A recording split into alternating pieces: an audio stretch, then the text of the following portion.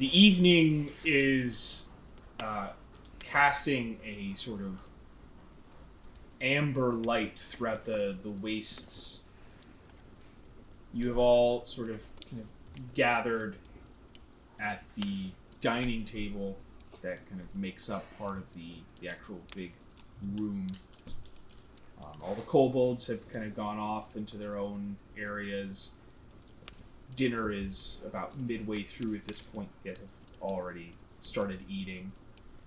The conversation has been light, almost non-existent up until this point.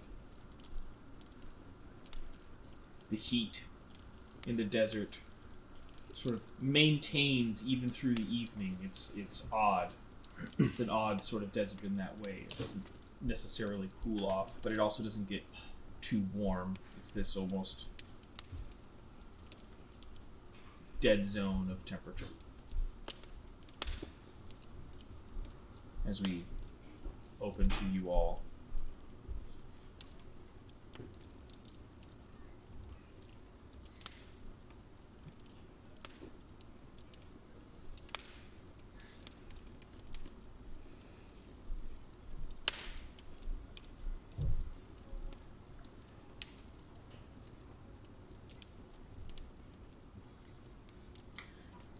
This is really good. Sorry. It's great food. Did Ark make this? Yes. Yes, he did. Maybe we should think about paying him back at some point. Yeah. I mean, then where are we going to get food like this?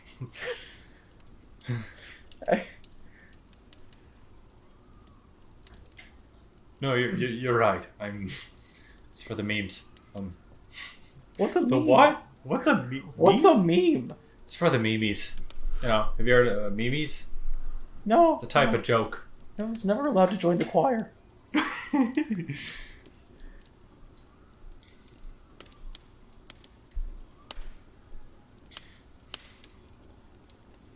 So, I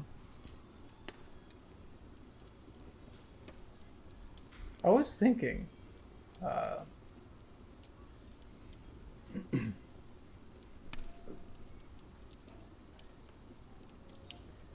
Okay. To be fair, that's a pretty meaningful announcement coming from me. I did genuinely think that's where you were stopping. Sorry. It's okay. Same. I guess there's two things on my mind. The first is that I think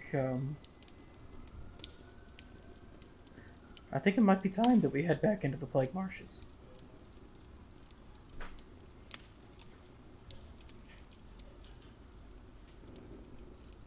What's the second? That I need to do something first, and just need a couple weeks to do that, and then I'm ready to go. Yeah, I want to head back into the Plague Marshes as well. And but I definitely don't want to go with only one eye, so I'd also love a few weeks before we head that way. But honestly, yeah, it's one of the things I've been thinking about the most recently. I mean, I want to kill Kalenth as much as the next person, but what makes everyone think we're ready to do that without killing ourselves? Yes, I'm aware I'm the one that's been, saying I'd go in by myself and then I die and oh no, but what part of us makes us ready for that if we couldn't handle it before? Well, the goal isn't necessarily to kill him. The goal is to get Gornal Well, that's back. my goal. Why? Because I want them dead. Why?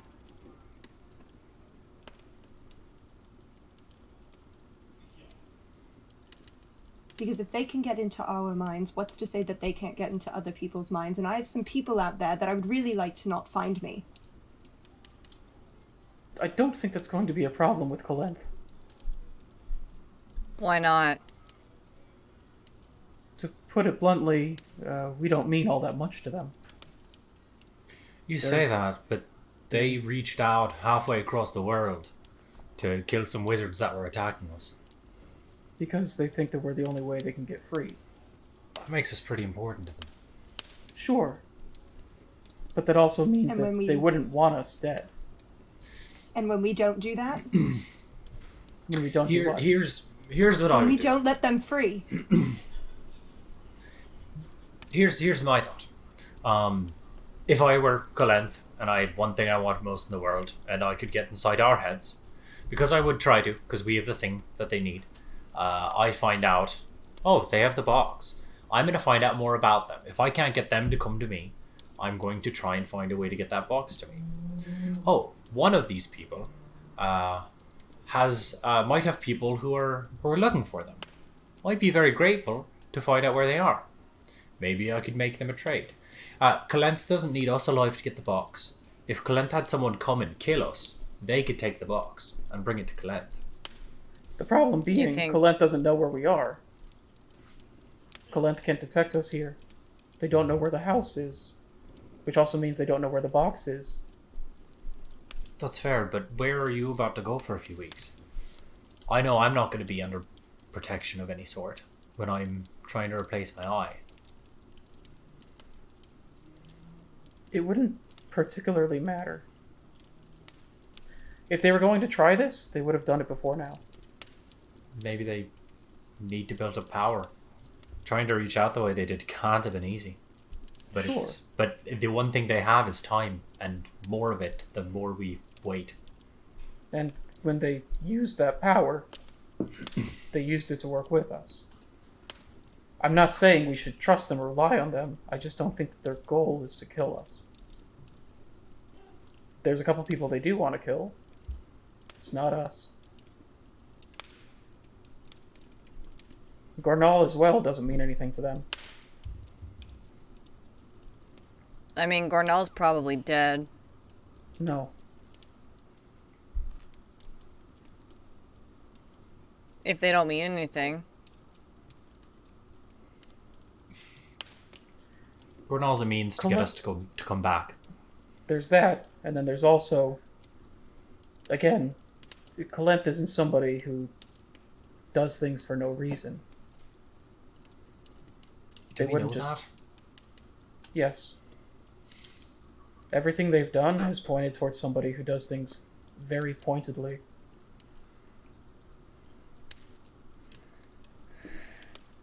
I don't think we need Gornal to go there. Because I don't care if Gornal dies. Who's Gornal to me? But we have this annoying need to be good and do good things.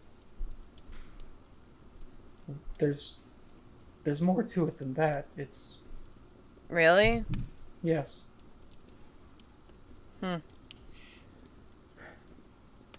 What we're looking at right here, what this war means, is that people are starting to mess with a lot of technology and a lot of magic that they don't understand. And a lot of this stuff is what almost caused the entire world to fall apart. It's the whole reason why the Three Sisters bound the ley lines. It's the reason why we lost that technology. And that attack from the Illithid is...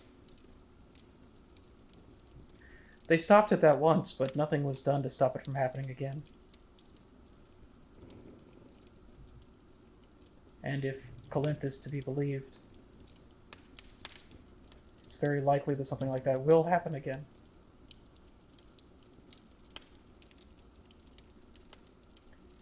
I don't see any reason for them to lie about that. I There mean, were much more compelling lies that they could have told. It was information I had nothing about.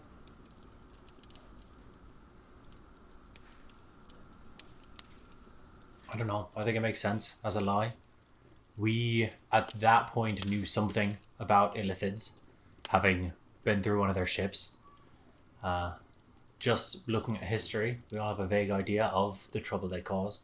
You can find history about Cullen's involvement in the last attack, and it makes it so there is potentially a moral reason to try and let Cullen out. It's not a bad play, specifically when talking to you. I'm not saying it's a lie. I'm just saying it's not a bad lie to try if you're trying, especially with you being the conversationalist. If they were really trying to pull me in, they would have used Gornal as their bargaining chip. Why?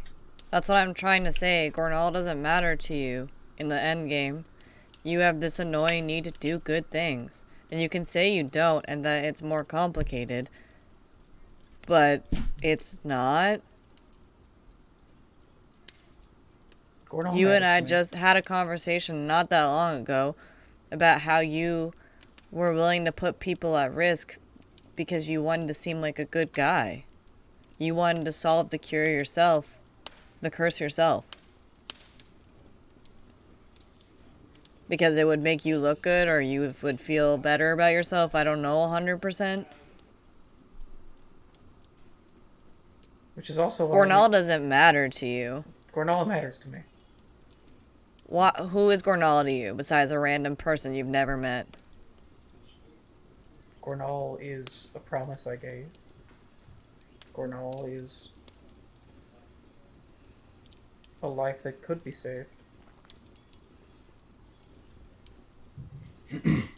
Also, I'm not sure if it's appropriate for you to lecture someone on the importance of someone that you haven't met.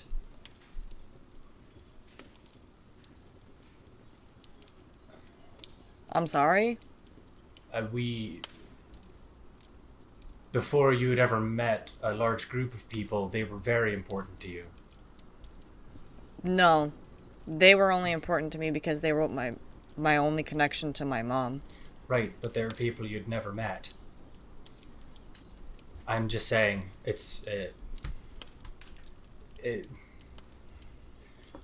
you telling Philip Gornal isn't important to him is you imposing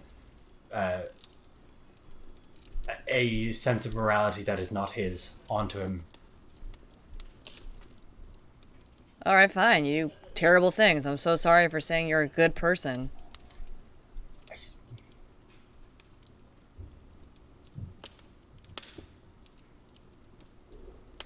Regardless, my stance on this is not going to change no matter what you say.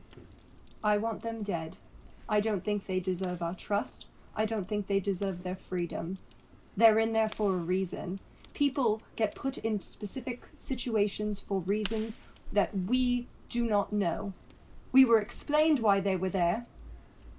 And, okay, so you had one conversation with them, great. But that's one conversation, and they could have said whatever they thought was going to make you go, oh wow, I don't want to kill them anymore. And what conversations have you had that imply anything else? The fact that they have been in our head twice, and that they know specific information about us, like our whereabouts, We call and people- little things about ourselves. We call people on the mirror constantly without asking. We spy on people all the time. I don't know how to ask, otherwise And I you would can have go- asked. Then you can go alone, because I'm not going with you. And I hope you have a safe trip, and I truly hope you come back from the marsh, but I'm not going with you then, because apparently two wrongs don't make a right, but apparently it's okay for them to do it, but it's not okay for us. I'm confused. I thought you wanted them dead. I do, but apparently I'm going to have to go at it alone or with other people, because I'm not going to change Philip's mind, and I'm not going to put Philip in the situation where he has to choose me or some random person that he doesn't know. I don't know what's going to happen to Kalenth. I'm just saying the primary objective isn't to kill them. For What you. happens to them is secondary. The plan was never to go there to kill them. The plan was to go there to save Gornal. That's what it was from the beginning. I don't know what's We going also to happen to didn't them. know who they were. Yeah, initially I thought that they were responsible for the Hills of Madness. I thought that they were the ones doing all these things. And it turns out they're actually being held captive by the Mirror Stones. They aren't stronger than them. They aren't doing the things the Mirror Stones are doing.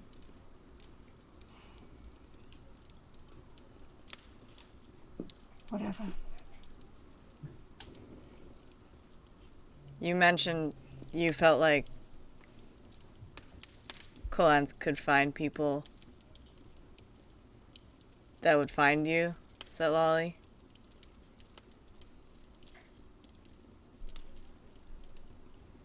Do you think they can do that?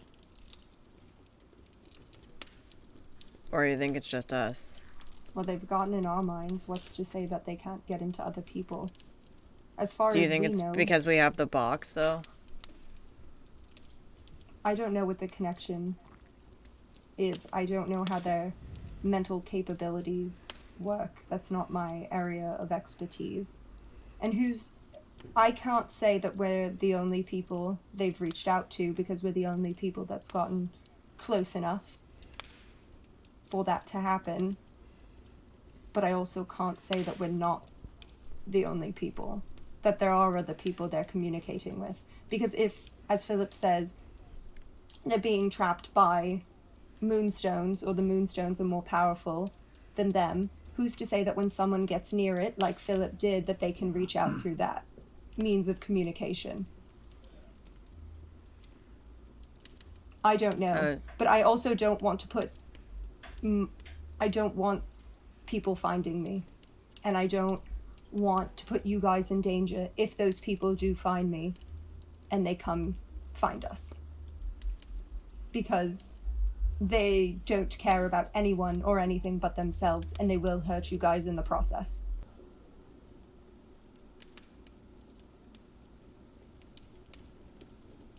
At this, Panther sort of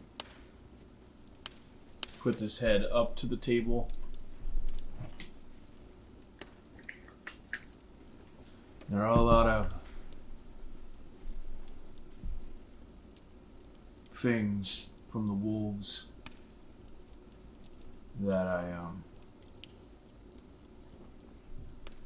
don't agree with. Never agreed with. Many actions. There's two things that I think are worthy of thinking about from them. I'll do whatever you say. He looks to you, Nameless. I'll do whatever you say. That's not in question. But if I have anything to give you from an old life,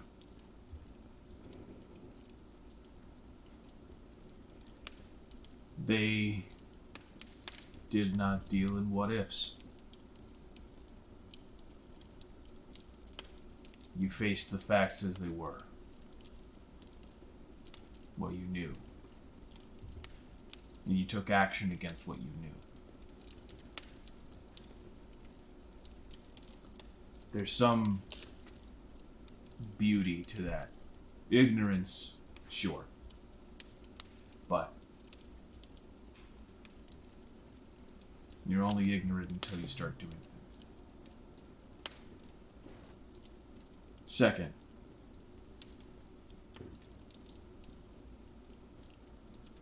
you don't all have to agree to get a job done.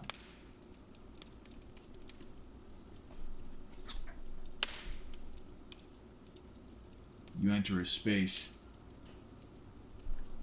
and you gotta be okay with having each other's backs even if you don't agree with the end result.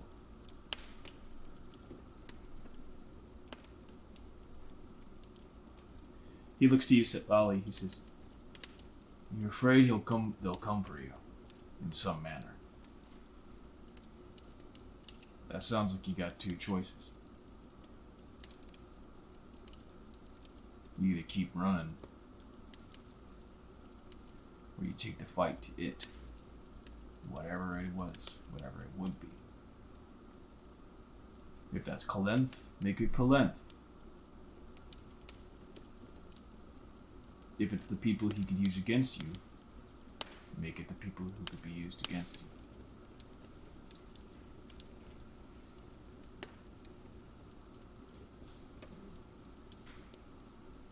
That's all I'll say."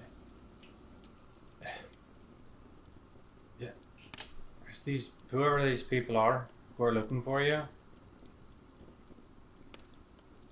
I mean, we went to hell for Philip. We faced down an entire group of terrorists to help name us.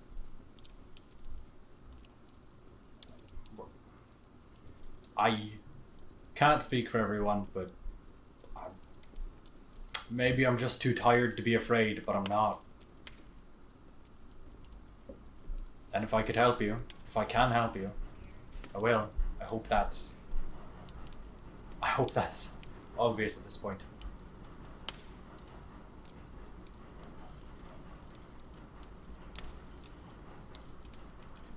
I don't know if Clint needs to die. I know this is a problem that needs to be solved. Honestly, if Gornal weren't a factor, specifically a factor that matters to Philip in particular, I'd say we should just destroy the box. I just want done with it. I know you all remember Core Hall.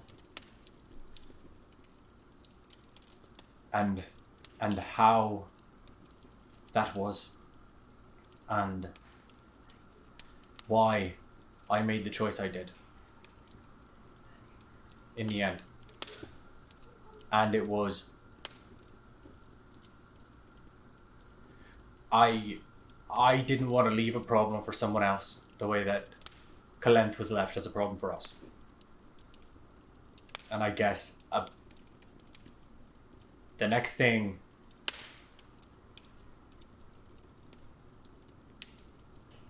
is solving that problem that was left for us. In regards to your question earlier, I don't know if we're strong enough now. I know we're stronger than we were then. Biggest difference for me, because I know I was one of the people who said first we should turn and run. At the time, I was afraid to die because I still wanted to live. Because there was a life that I still wanted to have. I'm still afraid to die. I just feel like if I'm gonna get to live that life that younger Liam wanted, this has gotta go. As long as Kalent is looming over me, I don't get to have that life, no matter what. And I want it. I'm tired. There's so many problems with the world. And there's so much wonder and beautiful things. And we don't get to spend much time on either. And I'd like to. I wanna live. And I feel like I'm not. Until this is handled, one way or another, I'm in limbo. And I've been to hell, as we all have. And I prefer it to this being in limbo. So I want to go. One way or another. I'm sick of it.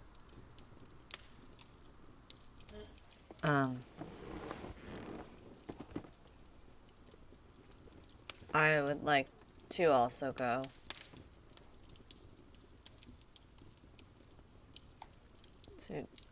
To Kalent. There's going to be time to think about it, so we don't need an answer now, and whatever the answer is perfectly fine. And I'm sorry that I can't go now, but I know that if this is a thing that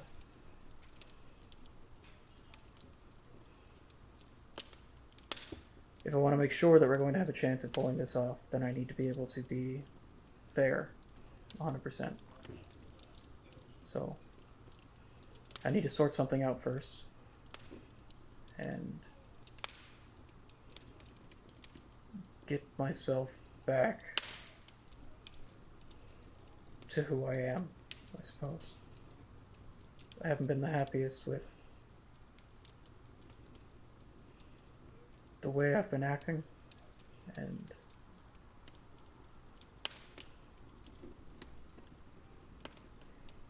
there's a lot I've been putting off, And it's clear that I need to address that before I can be in any state where you can rely on me. So,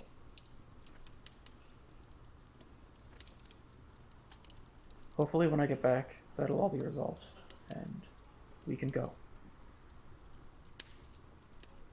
Are you all going?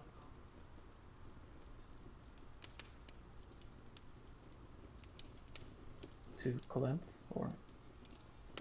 No. Away for a little bit?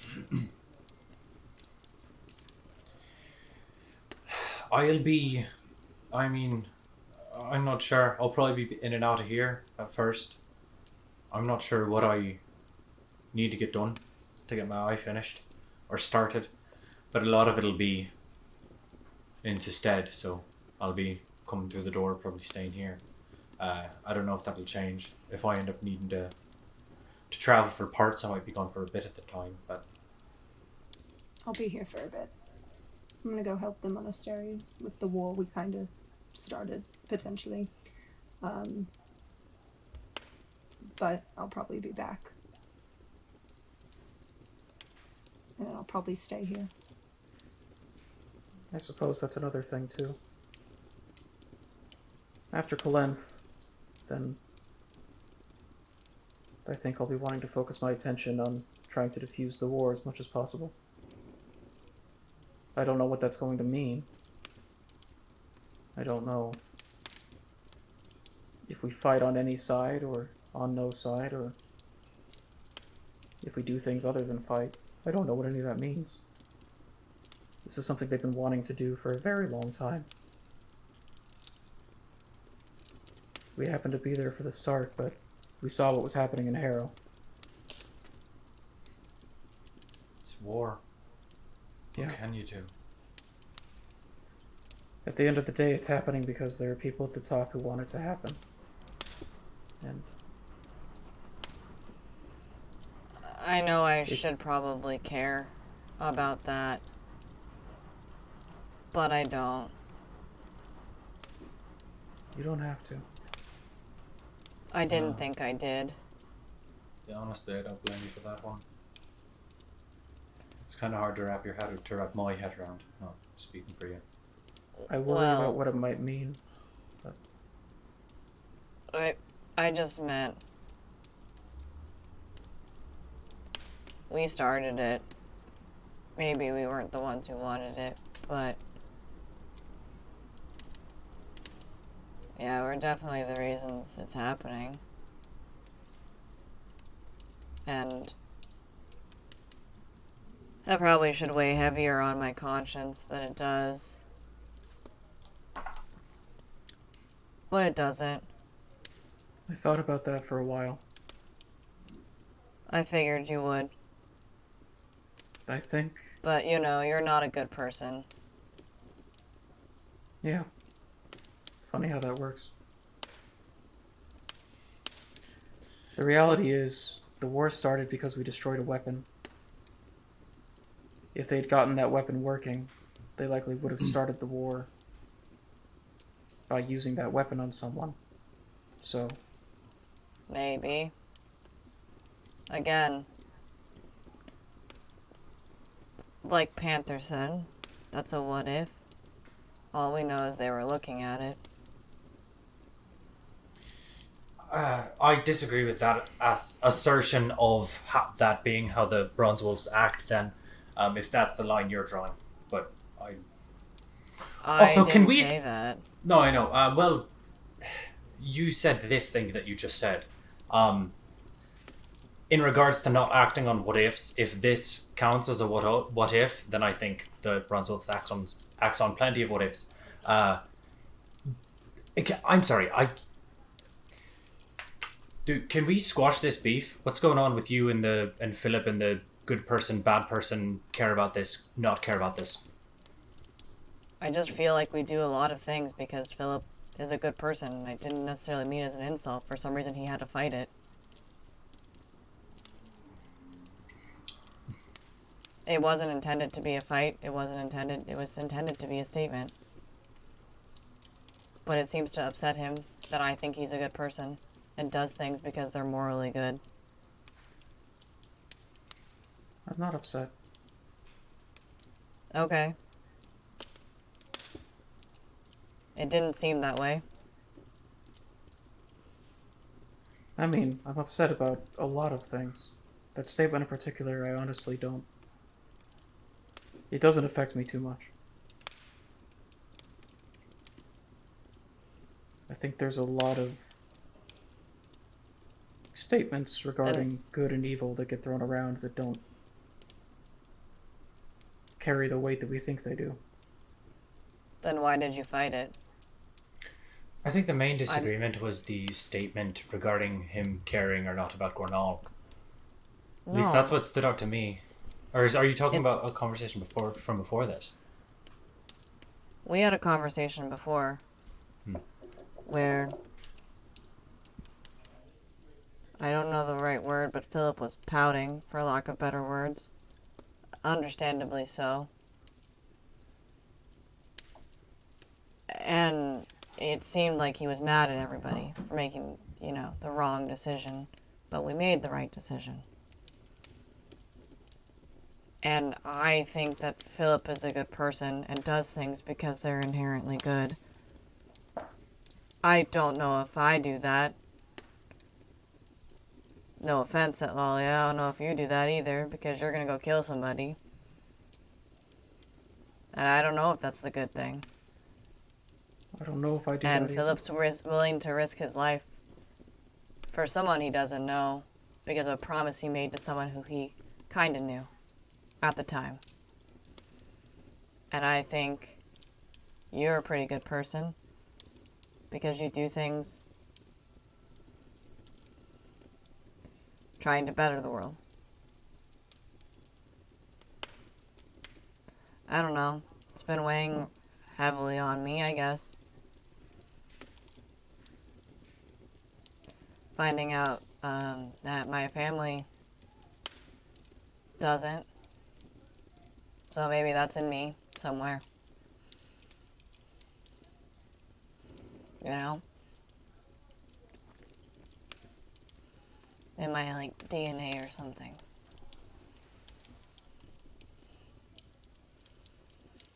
I don't think you get it, though. No, I think I do. Really?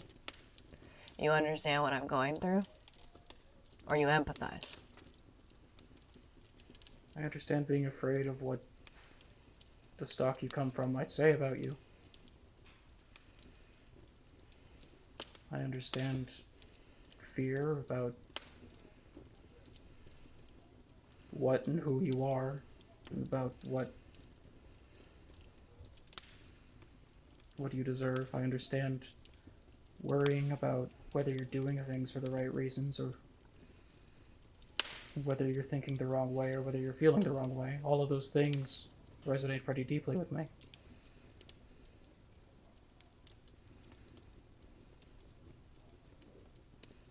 That's why I'm leaving, so I'm sorry that you're going through it. I'm sorry that I'm not more help. Maybe I will be when I'm back. I don't know. It's not really your fight to fight, Sure. but I appreciate the sentiment. And I'm sorry. I don't think I fully understand what I did wrong. I can tell I've upset people by saying that I think you're good. For the last couple of hours, days, I don't know how long I've really been having this thought.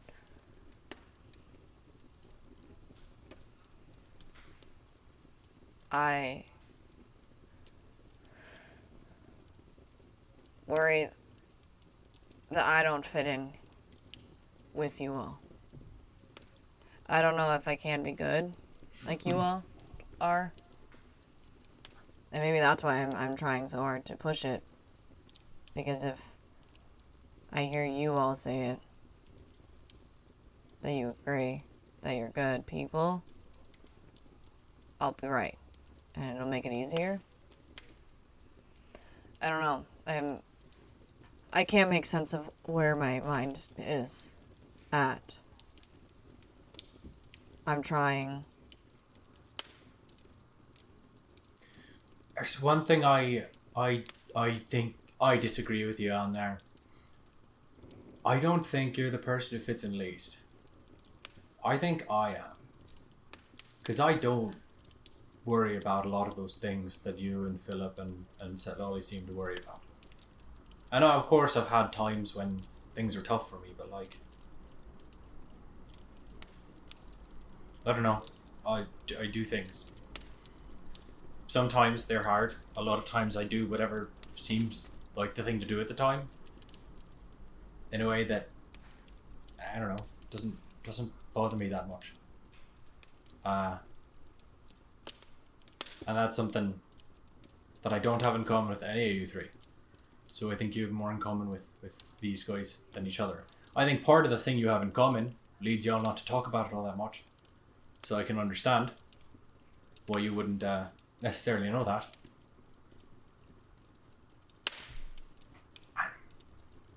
I know I'm the least qualified to talk about this because, as I've said, I don't tend to worry too much about giant city-ending situations like Cohorl aside. I don't tend to worry all that much about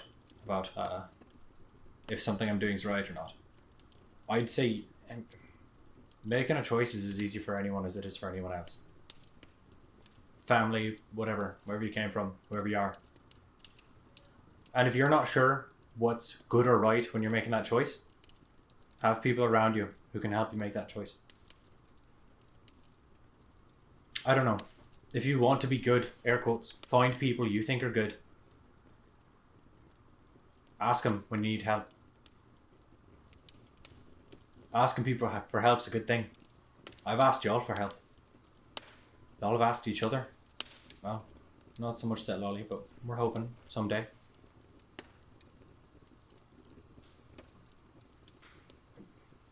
I know I'm not super qualified here because you met my mom and dad and they're great. But I don't think it much matters. You make a choice. You decide how you feel about it.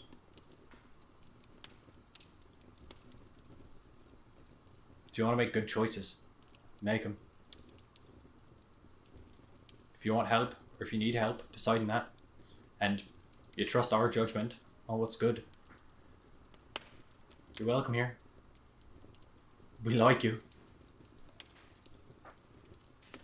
I don't know. I think I need to not be with you guys for a little bit.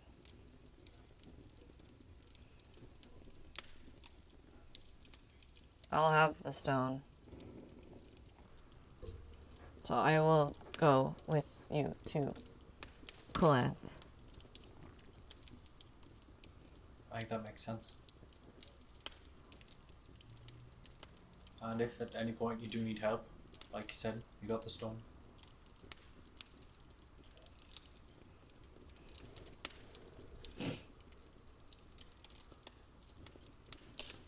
Or if you need help, because...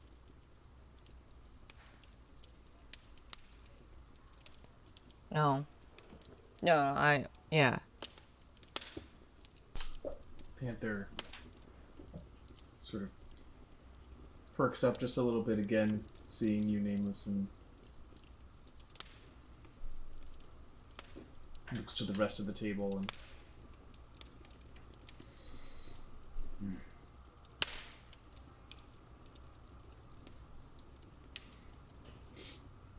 what day is it?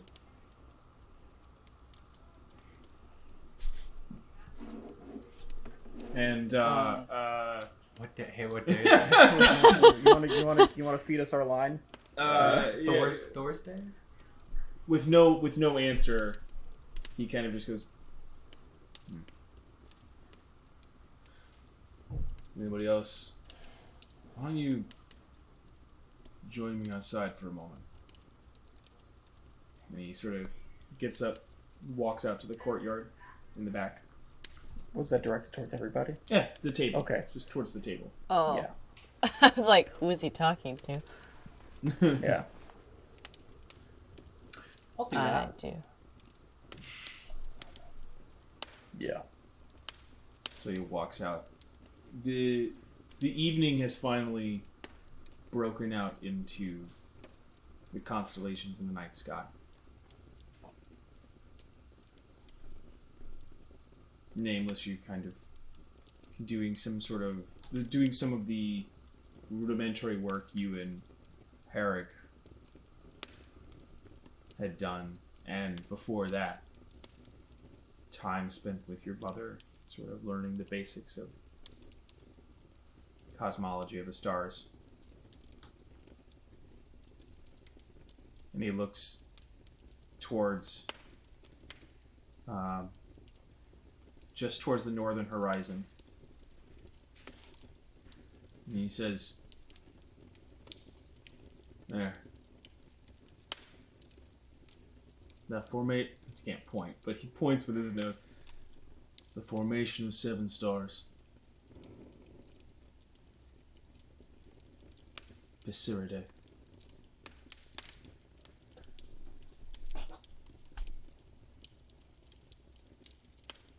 It forms at its strongest point around today as we near the spring equinox.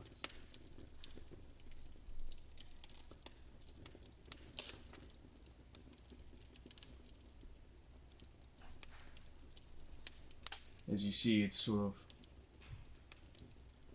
as you combine them, they form a sparrow. In astrology, we call this the scepter.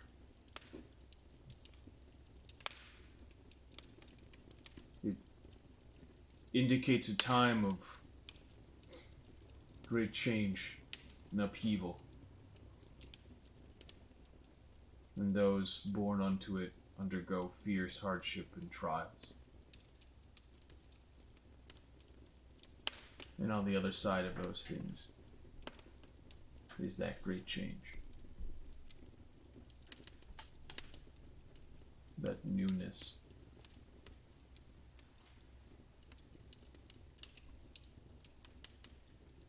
It is the constellation given to Mystra after her ascension.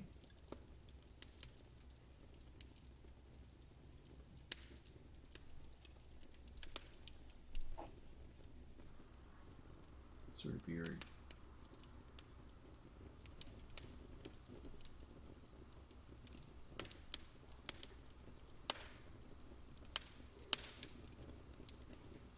A lot of truth in the stars.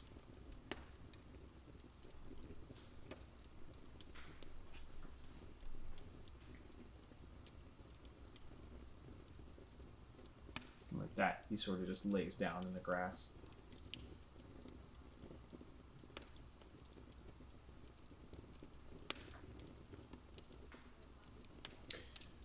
I'll lay down in the grass too.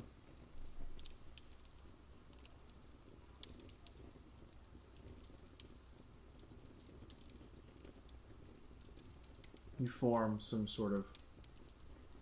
of the other basic constellations. You see Lakar and Monderal, certain constellations of the era.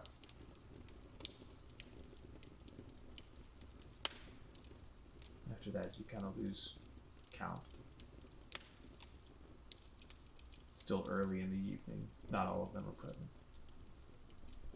As the night continues on, you each find your ways to your rooms for the evening, at least.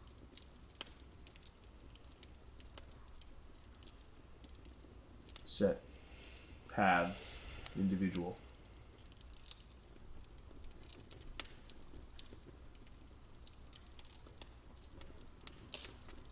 Thank you. Adhering to the advice given by her master, Sedlali trailed north from the maledicted wastes to the city of Lurima, in hopes of discussing her future with a theologian professor Lumari had met on his travels years before.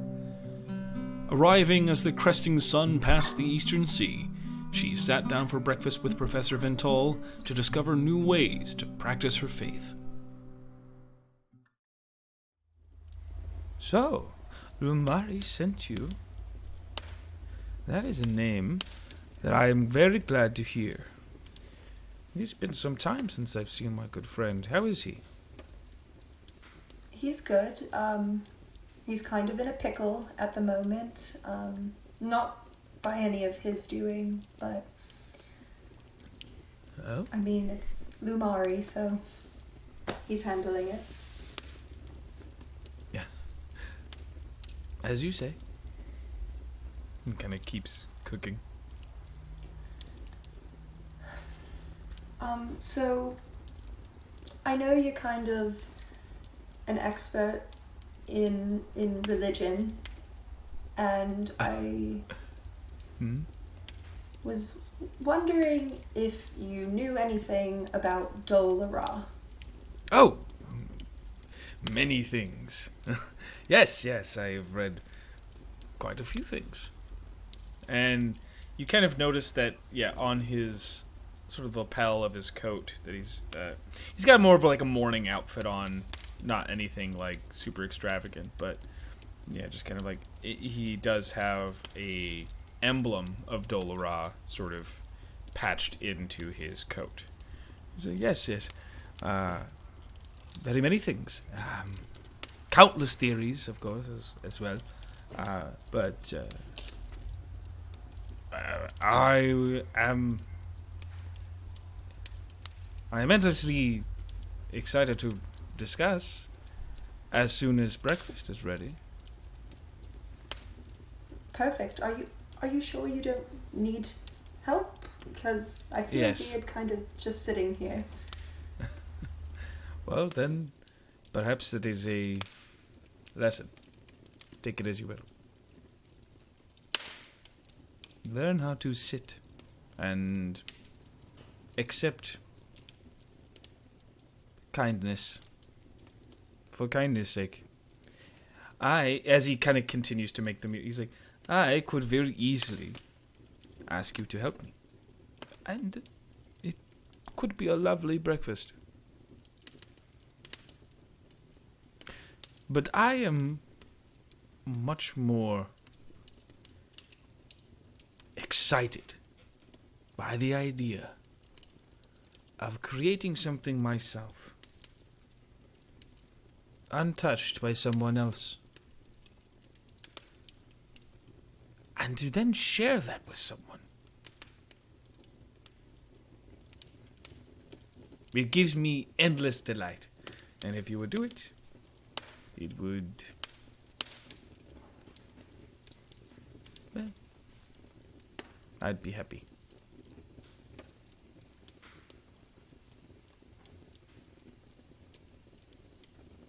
Okay. I'll try. okay. He keeps cooking. Probably another like 10-15 minutes of cooking. He kind of continues in silence, and you hear him sort of muttering to himself, very pleased at something. He like cuts something. He's like, "Oh, that will be perfect." Dashes it in, and he comes over with a very simple and kind of a beautiful rendition of like a huevos rancheros type like breakfast, and he sets it for you, and then kind of takes his over to his table and sits down and kind of directs you to sit with him at the table. Well, you say that you have questions? Yes, I do. If one wanted to contact her, Dol-Ra, how would I go about that? I would start praying.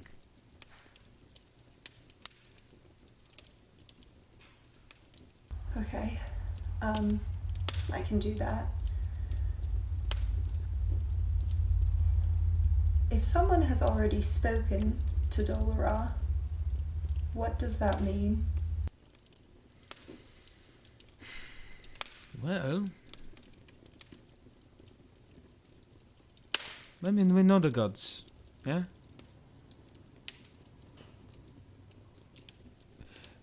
Most of my academic career has been to prove that they were real.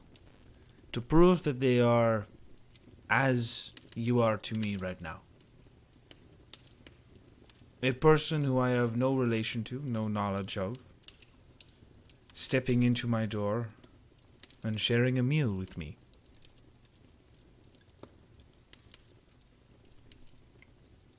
A bout of connection in a world lost and unconnected.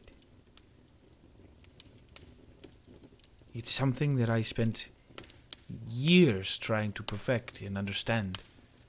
When put simply, they exist in a similar matter as we exist. Just to do so. And so if you're talking about someone communicating with one and attempting to do so over and over again, how often do you talk to Lumari? How often do you answer a message? Or write a friend?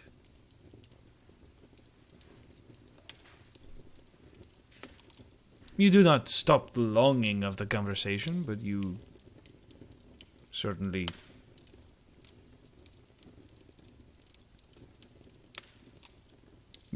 stop and become busy with your own things.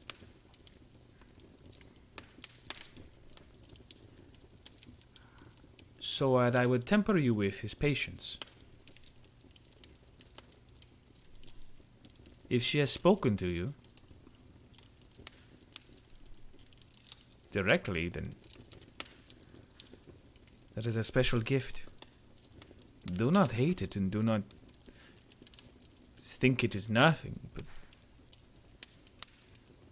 it does not mean you are above her own personal interests, her own day-to-day.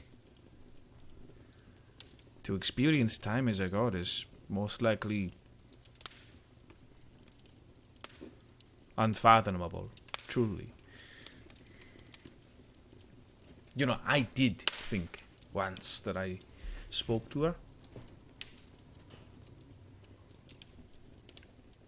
No proof. No distinction, nothing. But I just know I did. It was not one of words, but it was a communication.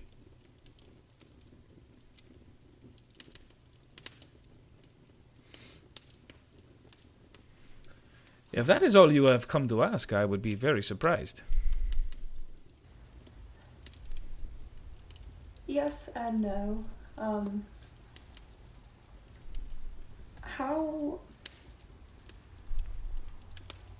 How did you know that you were on the right path and that the goddess you were putting all your faith in was the right one? Well, for one, I have more than 3 decades of study of ours. But I believe that is a journey for everyone. I believe that is something that we all find value in, especially in religion. So I look to this moment and I think when I found myself caring more about how people listened to me more than I was caring about how I spoke to people, for instance. That was an instance where I I was... But I was told. It was proven to me. But, the right one is... it is subjective, I believe. Unfortunately. I'm more than happy to talk about a lot of things, and I have thousands of thoughts on the histories and the stories and how they wrote their stories in the stars and how you track that and the like, but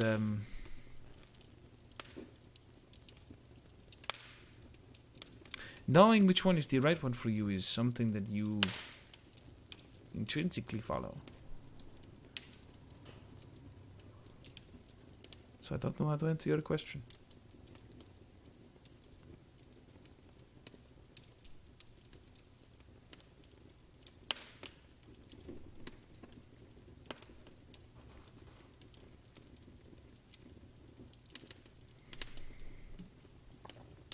You will find a lot of interesting things in the gods. Many different relationships, many friendships, more than friendships. They are a close-knit community.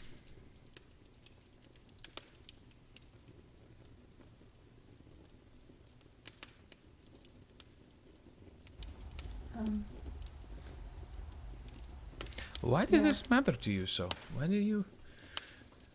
What is your crisis of faith at the moment? It's not necessarily a crisis of faith. I did speak to her a few weeks ago, and she told me I was special because I was able to talk to her and see her. Technically, I had to keep my eyes closed in order to see her, but apparently not everyone can do that. And not that I think I'm special. I don't, but I think that's the problem. I just don't. I don't know who I am. I don't know why I'm on the path that I am on. I have put so much time and effort into my family that I guess I'm having a crisis of self. And I thought maybe talking to someone who knew everything better than I did could give me some insight on how to fix myself. I'm trying to keep certain things from exploding because that is very exciting news, and I do not know you well. So I'm trying not to scare you away because this is information that I would desperately like to learn more about. But a crisis of self, I can understand. Yes. Yes, I've had many. Do you see? He points to the desk. He's like, many of these pages are about to be in the trash. I don't know why I spent 30 years of my life dedicated to studying all these things. I look at them and they're ridiculous.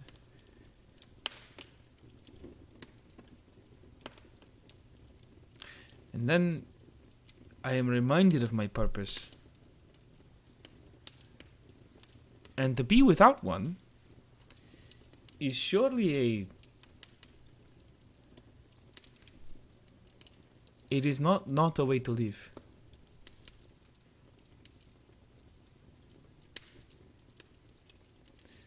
But it can be an empty one.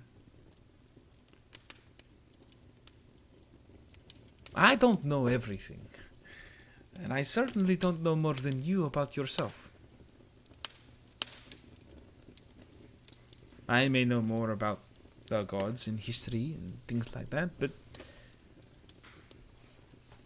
while these stories and history is always a great place to start to give yourself something to look forward to or to work towards or to use as a catalyst, I'm not certain if they are always the answer. I think it comes through action. It comes from being who you are, who you want to be.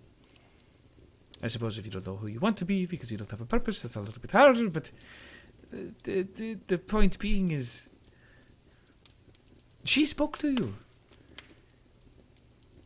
She says you are special to her. There's no lie.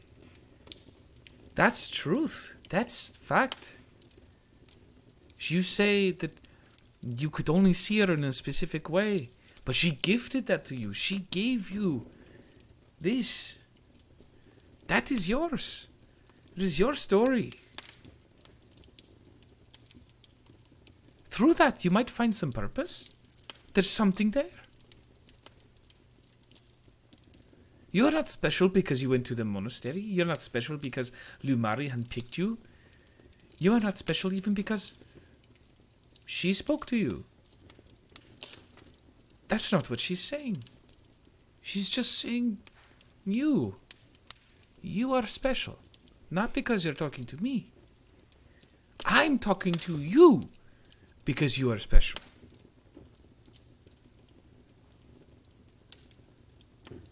That is incredible. That's friendship. That's kinship. That's something. That's a bond. That's true communication. It's the envy I feel for you. Endless. To be gifted such a thing. It is not to you to... Which is not on you if you could not see it that way. Perhaps, through this discussion, you can see it in that new light. And I hope that for you. But without a purpose, what is it? Let me ask you what I usually ask my students, but we will take out theology. What is it that you travel the world for? What is it that you protect your family for? I think, well, I know I do it all because I love them. And I've never had that until now. Love is powerful. And it's respectable. Is that the only reason? You just feel for them? You love them, and so there's no greater purpose than that? Loving your family and taking care of your family? I don't think I've ever thought very far past that, to be very honest.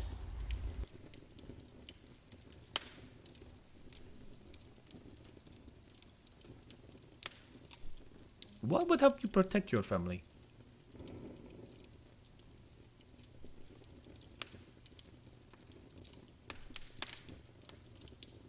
Come, you know the answer.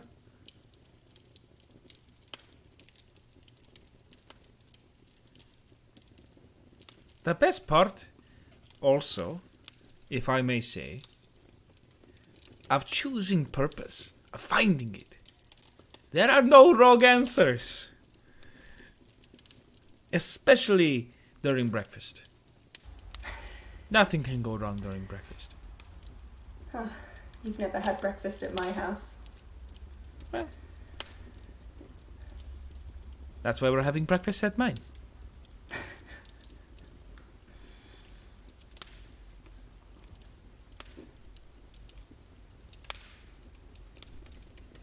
I don't know though. I don't think I actually know the answer.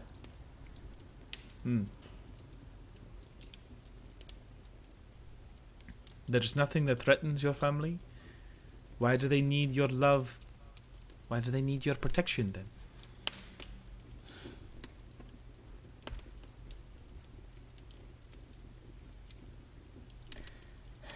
you wouldn't have such a strong desire to protect them. Because if there's nothing threatening your family,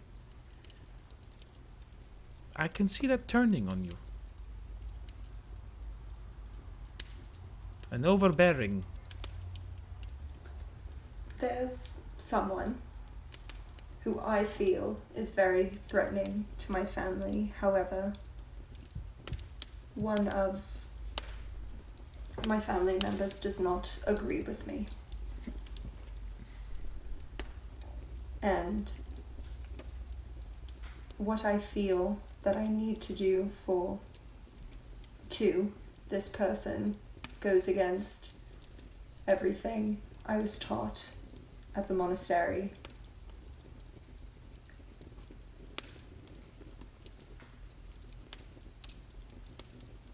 And I'm not sure if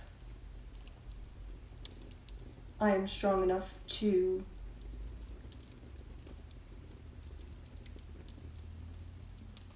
not hurt this person. So in her teachings,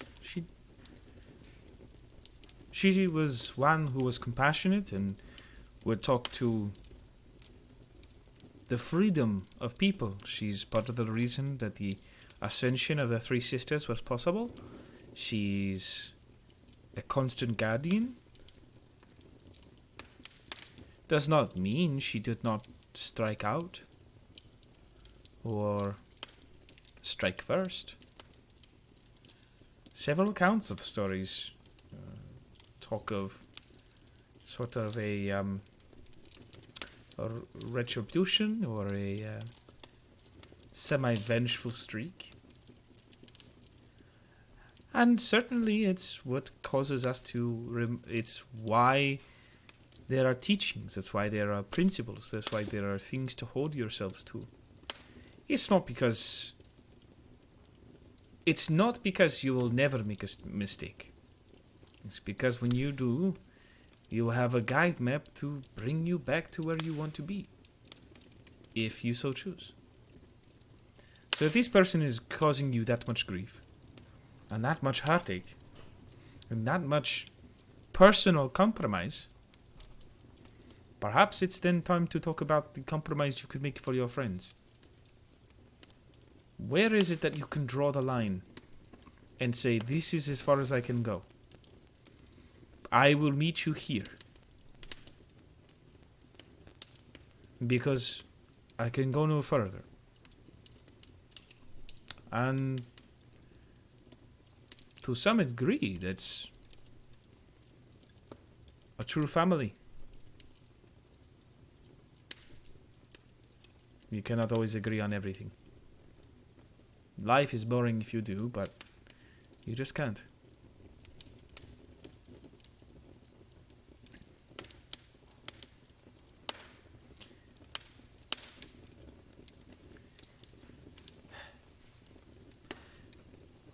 If I may, I have tried to keep myself contained, but I must ask. You said that you saw her, you found a way to see her, that she taught you a way. What are you speaking of? Have you received a boon from Dolora? What's going on? What's the story? Without giving away too many details, I live in this really cool house, and one of the rooms is just kind of dark. And so I sat in there and I kind of tried to reach out with my mind and prayers to see if she would talk. And then her figure kind of showed up in front of me. But then when I opened my eyes, she wasn't there. So when I closed my eyes, there she was. I actually don't know if that's a boon. You would think someone who's been studying this for so long would know. Well, you have been studying what? I mean, I've been at the monastery, was at the monastery for 18 years, give or take. Not really, probably more like 15, 12 years. But I mean, you have.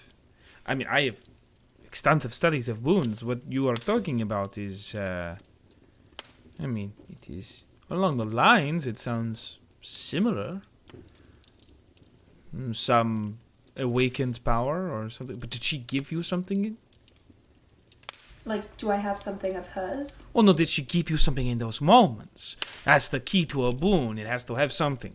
It has to have some tether to the person, right? He like picks up a pen. He's like, if I give you this pen, right, and you are now tethered to this pen, that is yours. Did she give you something like that, right? Did she hand you something and say, this is how I give you my power? She did not, but I do have a staff that apparently used to be hers. It is a connection, but it's not the same. No. Boons never come without that. Then no. I was given nothing. I see. Well, it sounds like she was awakening something inside of you, for sure. Am I supposed to receive something when a goddess talks to you? Like, to me? Did I do something wrong? No, I heavily doubt that. I just think that, what she was teaching you was something else then. Okay. She didn't want to actually just say it, but I guess that's a goddess thing. They don't just say it out loud. Well, the point is you have your choice. Much like the moment you're in right now, you have to decide what you want to do. She's not directly responsible. But you are.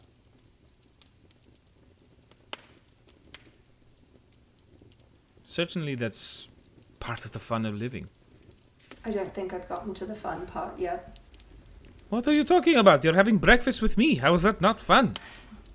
I mean, you have been very delightful. And Yes, this I has know. been fun. I am a great Yes, host. This is great. You are. You I'm wouldn't having a even let me lovely help. morning. Well, that's more of a selfish need than anything, but sure. Well, I appreciate you giving me all this information. It's definitely given me a lot to think about. Especially with my journey back. Well, Lumari was a great friend. Is a great friend. You're welcome, if you would like some other time, to come back.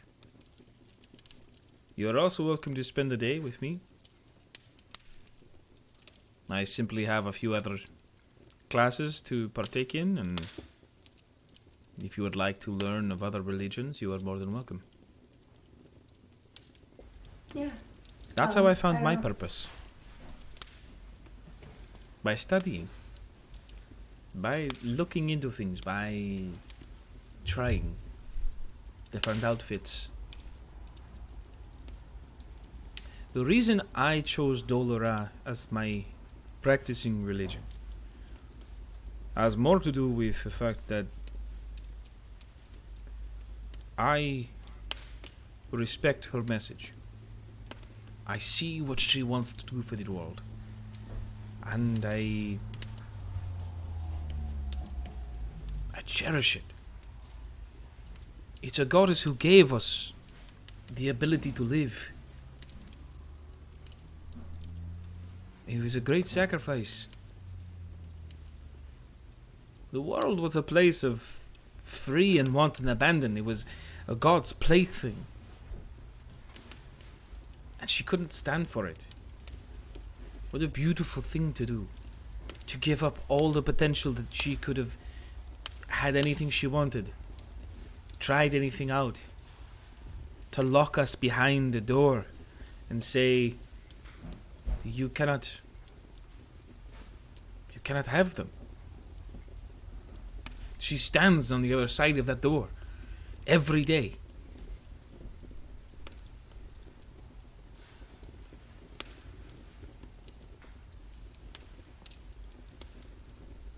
Is admirable, and I wish to ever be something close to that.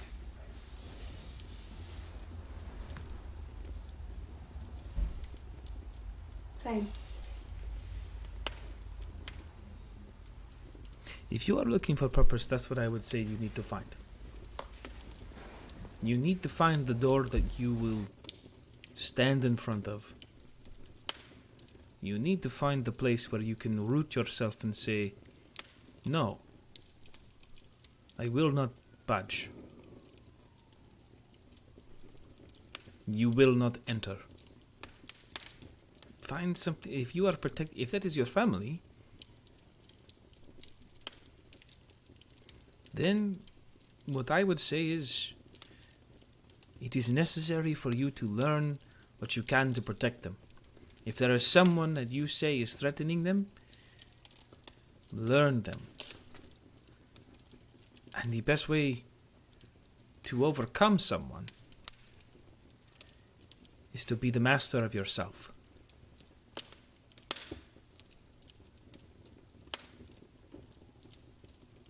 Because then they can't turn yourself against you. Learn to forgive. Learn to move past.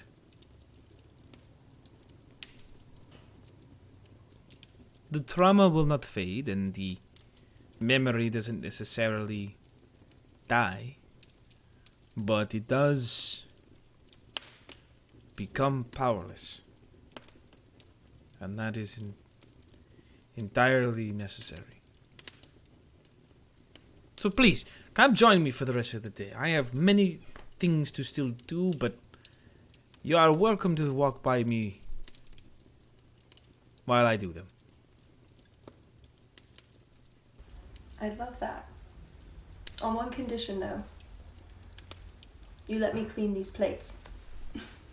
I never said I had to do that. Yes, please. Do the dishes. Yeah. But, yeah.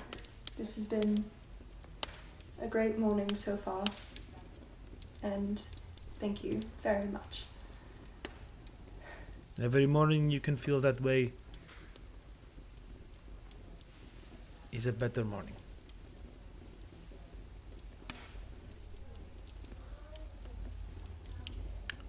Pick up the plates and you move to his sink, kind of starting to start the process. And he kind of immediately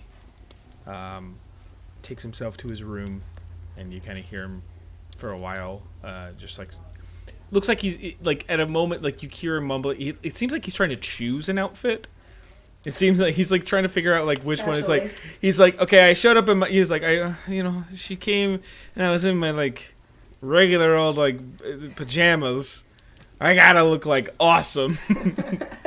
Like you seem kind of like agonizing over it for a little while. Like, oh god, I can't like do the rest of the day in just like some dumbass mundane outfit. I gotta be cool. Yeah. But Because Lolly showed up in her "I'm with the cool person" t-shirt. So. she showed up in her like tie-dye summer Sweatsuit. camp. Yeah, like these are my travel clothes. I don't wear. So Lolly has a fourth outfit we've never seen her wear before. She just puts it on for special occasions. Yeah, it's got Crocs. Obviously, the most sensible shoe Yeah. to walk in. Ugh.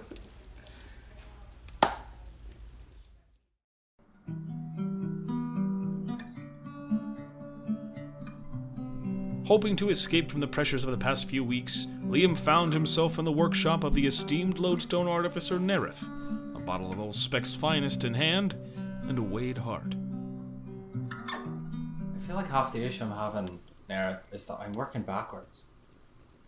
I've been like you got my last 3 projects in front of you right there, and I've had an idea.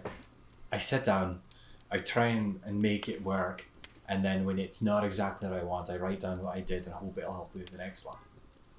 Like I've got like those 3 iterations. I've tried making replacements for the eye. I've tried making attachments to the eye patch. I tried storing a spell in the eye patch itself, and it works. I can do it now. I don't know. You have found a way to like you said, you stored similarly to or a ring or a gemstone or the like. Exactly. At this point, I've been working with the stuff I've worked with enough, and if I'm familiar enough with something, like my eye patch is something that's been a part of me for a while now. It's If a tool. my hammers, my tools, anything that I'm familiar with, or in general familiar with, like I have no problem at this point storing a spell in it, and but that's not what I'm trying to do. You know, like the benefit that I got from the eye was this one shot of we're in trouble, we need out, and it was something that I couldn't usually do, you know. Whereas, don't get me wrong, I can put things in, I could store things in my hammer that would be great to have, just to be able to have a lot of, and I'm glad for it, but it's not what I need. And I know literally I traded my get out of jail free card to get out of jail for and it was worth it, I think. Like, I don't have another way to have solved the problem, but Well, it sounds to me as much as you are at the best sort of wall, yes? It's a place that you will always find yourself with a new idea.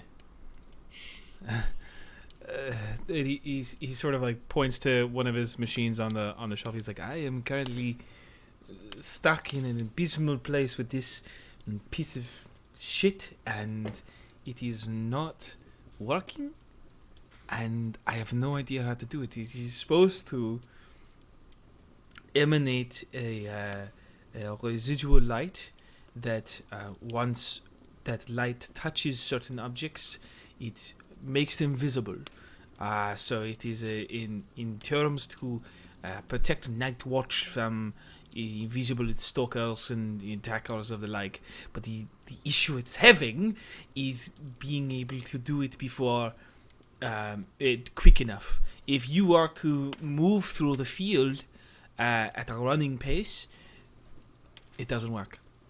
It only works on people that move slowly. So it's about the detection, right? It's not being able to find them, and it's not being able to pinpoint. It has no echolocation. Focus. Because like Yes. so when I cast like dispel on something, and I could dispel an invisibility charm, but that's not a vague field. That's me inherently focusing on Correct, because the problem is it's not about, we can't make it an anti-magic field, right? Anti-magic would be much more easy. It is finality to it. It has a very distinct smell, right? It would be able to attack it much like a germ, but unfortunately, we need it to serve a specific function. So it has to find that function and do it. So my point in bringing this up is more to say that what it sounds like is I was having that problem with a different material, and then I found a new one, and the problem is happening less. It is, again, it used to be it just wouldn't work because it didn't know how to find it. Now it at least works somewhat. And so now I have to find the proper balance. And so what it sounds like to me is that, well, that is the nature of the lodestone. Unfortunately, it's a concentration. It's why I like using it. But chiefly right now, it does not help me in this device. I have tried several times, but I don't have the resources. I don't have the correct stone. Besides, the parameters of the client is much more reduced. It is they couldn't afford what I would need to do it. So sometimes that is what we do. Yes, I suppose that would be my challenge to you. With your tools available, how would you make this work? Ingenuity does not come from surplus. It comes from a small supply. I was trying for what I wanted to do, I should get a lodestone. I even know where I can probably get a lodestone. Well, I just didn't want to do it. I didn't want to travel. I like working at home. I like coming here. I'm gonna be. I also enjoy it. I mean, we've had your sporadic visits and conversations are a very welcome part of my day or home. Oh, I just remembered. I brought that bottle from Harrow that I was telling you about. Oh, this is that old man. What's Yes. his? You told me once upon a time. I have no idea what his name I is. cannot. I can only think of Old Tarvish, and I know Old Tarvish is like that's so It's much still- longer ago. Old Spec. Spec. Yeah, that's Spec, what. Yeah, yes. yeah. Yeah, Nareth this still is- doesn't remember, but yeah. Yeah. No, Old Spec. Yeah, this is his stuff. I finally remember bringing this bottle there. His bottle it's hand drawn. Yeah. It's just He's this little better. it's this little like it's like written it's written well, like the handwriting is not like sloppy or anything. It says Old Specs, a magical elixir, and it's got this little like chibi speck like like thumbs Yeah. up like next to it. Winking. Like I'm pretty sure. Yeah, I'm pretty sure that drawing is either what he tells everyone is his family crest, which is a lion, or it's a self-portrait.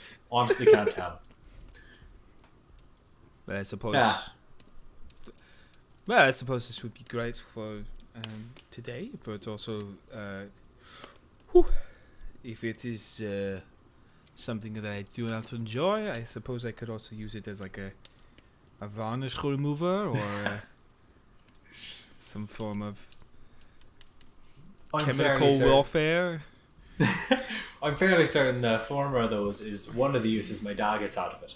But I see. but he does enjoy it. So. Doug, that just means that it's more valuable. Twice the use case. I see. He pours you to a small glass as you continue. Well, yeah. We're not close to my home at this point. We're a ways out, but that's where I gotta go. It'd be nice seeing Mom and Dad again. I mean, I saw him a lot more recently than I had last time I left, but I don't like traveling without the house.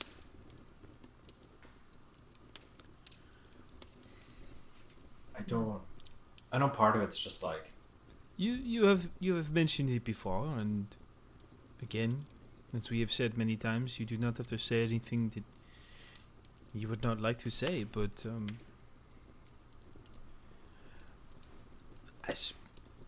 I would encourage you to, again, if what you have available to you, you can make work. Do it. You will find the creativity you can resolve within that perhaps is better than getting something that you may not need. But if you truly feel that there's nothing else but to get a lodestone, I also have a fine collection over here that I also respect the need to do a thing completely and to yourself through your own means. I of course could not give it to you for free, so if you have a way to mine for yourself and not pay for it, then I would highly recommend it. And perhaps after enough of this, he sort of points to the drinks, I might be able to also acquire some discounted lodestones at once upon a time.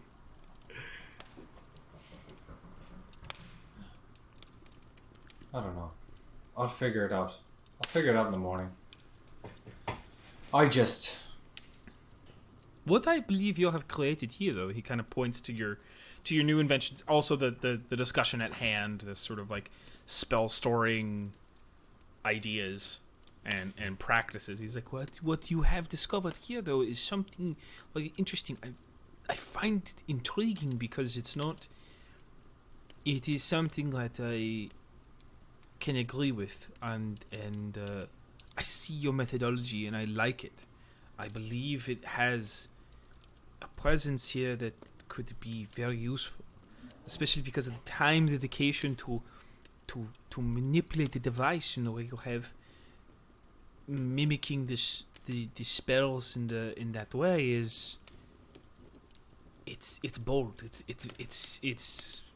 It's something I have been desperately wanting and needing.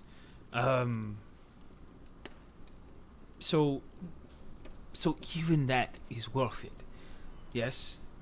Through our failures, and I will put it in quotes for you. Through our failures, we find success in other ways. Yeah, I agree. Like being out, like figuring out some of this and learning this is going to be one of the most useful things that I've discovered in a very long time. And I know part of it's just like the voice in my head telling me that I need to find some way to replace what I lost. And I know most of the time people have that thought it's a mistake, but I think in this case it's doable. You know, I don't want to travel to the ends of the earth I'm not trying to replace my actual human eye that I once had, you know, but like there's a lot of situations that we as a group made it out of because of that eye. And I know the one that took it from me was one of those. But well, then I don't like the idea of not having something like that. I think this new thing I've discovered is so useful, but I at least want to try. I don't know if it's the years I spent watching my back, but I always feel like I need to have something up my sleeve that people wouldn't expect.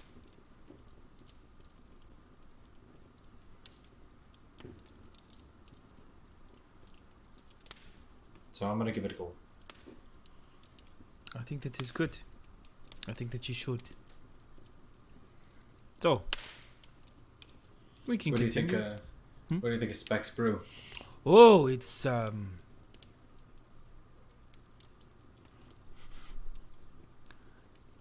am glad I have a whole bottle.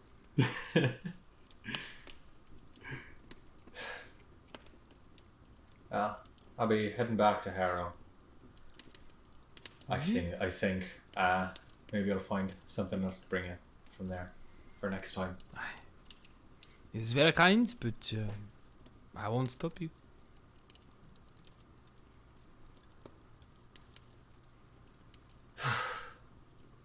You have a good mind, Liam. Thanks. It's a fine idea. It's something that you should be proud of. The ability to have that amount of clarity or humility. So just remember to take care of your own passions and your own just your own desires, because yes, this is an important thing for protecting your friends, but it could also be a thing to propel your own future if you can find the correct one. Yeah. And he sort of gives a toast to it's like to new discoveries.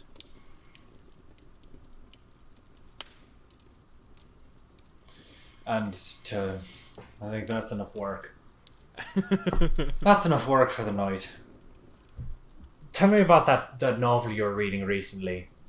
The two discuss late into the night their common interests as the camera fades to black slowly.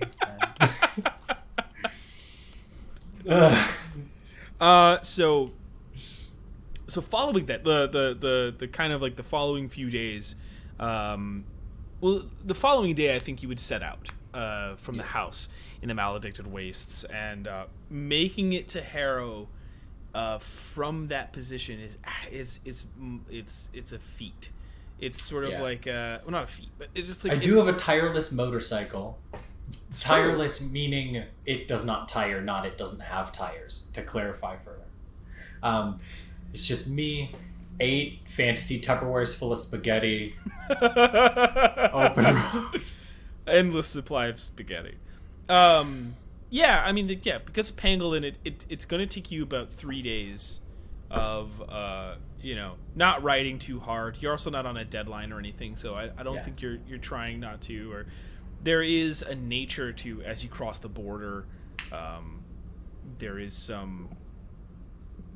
There's a town that borders the wastes up there in northern Jortinia, and as you like stop off to like get some water, a couple of people in the town are sort of gossiping about the war and as it's beginning.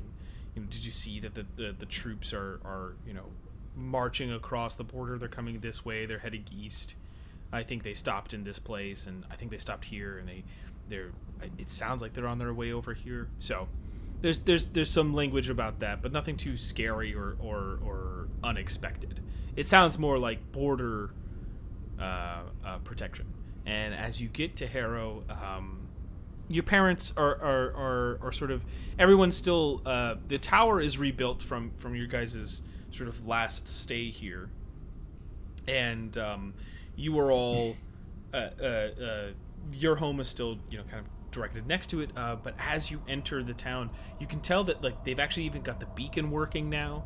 They've got the actual like defenses to the city, and so it's kind of this. There's this perpetual glow coming from the tower, and as you kind of come up to the edge of the forest and coming into the city, you recognize that you've been allowed through this sort of like shell, only because of and your dad and your mom kind of explained that like, yeah, this is a thing that like keeps out intruders. It keeps out people that shouldn't be allowed to come in. We have a kind of like a roster of allowed people to come in, and then if like visitors or people from far away come, we have systems in place to kind of like help them through and the like. Like a check-in process. Pretty Customs. Yeah, essentially. Yeah, it's sort of like they could, and it's not so hard and fast as like nobody gets in who isn't part of Harrow, who isn't a part of this town, but like it's something to the effect of that. It's close to it. It's just like they're just a little bit more cautious. What customs should be as opposed to what they are. Yeah. I don't think they don't have anything important to talk about with you necessarily. If you do have any questions for them, go for it. But they don't have anything chiefly outside of that. Like some of the mayor has since he's actually had some time to like step down and put someone else in power. They actually put the general is like what's the term? Interim. He's like the interim mayor as they're sort of like holding elections and things like that. I'll have a quick little chat with them. I just think I'm gonna ask them if they've ever tried to take any stones from the quarry. Yeah, your mom's like, no, son, no, I've never tried. But you went to school to learn magics to make magics, and you have the best source of magics. Magic's in the most concentrated source of magics in the world right there, and you've never attempted it. Not with this one, no.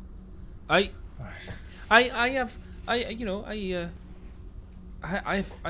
dug up a few a long time ago, and I'm not finding it. and Why don't you drive your hive hunt there and turn her down the rocky road and on the way to Dublin? Okay. that's my version. And she goes, right, but well, the one I dug up from is. Just be careful if you're going to do it. Alright. Here, my thoughts on it, thinking about it a little bit, are I mean, it's a lodestone quarry. People have been mining them for years at this point. Well, not All this around the one. world. The main worry here is the Mirrorstone. If I can, like, the plan isn't to get. I'm not planning to be pulling from right next to the Mirrorstone. If I can help it, I'm going to be going in, honestly trying to find just a decent quality stone and seeing what I can get and what I can make out of it. But I'm thinking either the Mirrorstone, I don't know, because Mirrorstones have like a personality and the ability to in my experience build relationships. I don't know if they have a relationship with the stones around them or if it's more of a byproduct of them or It's no, it's lodestones are it's not like I'm taking its kids, right? no. Great. Lodestones are just they're concentrated forms of magic, right? Like they don't. The Mirrorstones are still, we don't know enough about them, but to call them living, I don't think they would. I don't think that they would call themselves that. They have a consciousness, but it's more about a fabric of reality. Right. Sure, is that Yeah, I guess my main thought are the less likely would it be he'd be Muriel would be upset that I was taking a stone. What seems more likely is in some way it's something he'd be okay with. Mostly, or the thing I get from him is he wants people to use power, specifically power he can offer them. For whatever reason, he seems to want that. He seems to want people to use power he can offer them, and I'm taking power from nearby. So like that seems to be in the vein of what he's aiming for. I don't know how that's going to actually go. Well, I wouldn't contest you. I think you're right. I think if you're going to dig, I mean, look, I can't lie to you, son. The closer you are to Mirrorstone, the higher yield of stone you'll find. You're right next to a power source, essentially.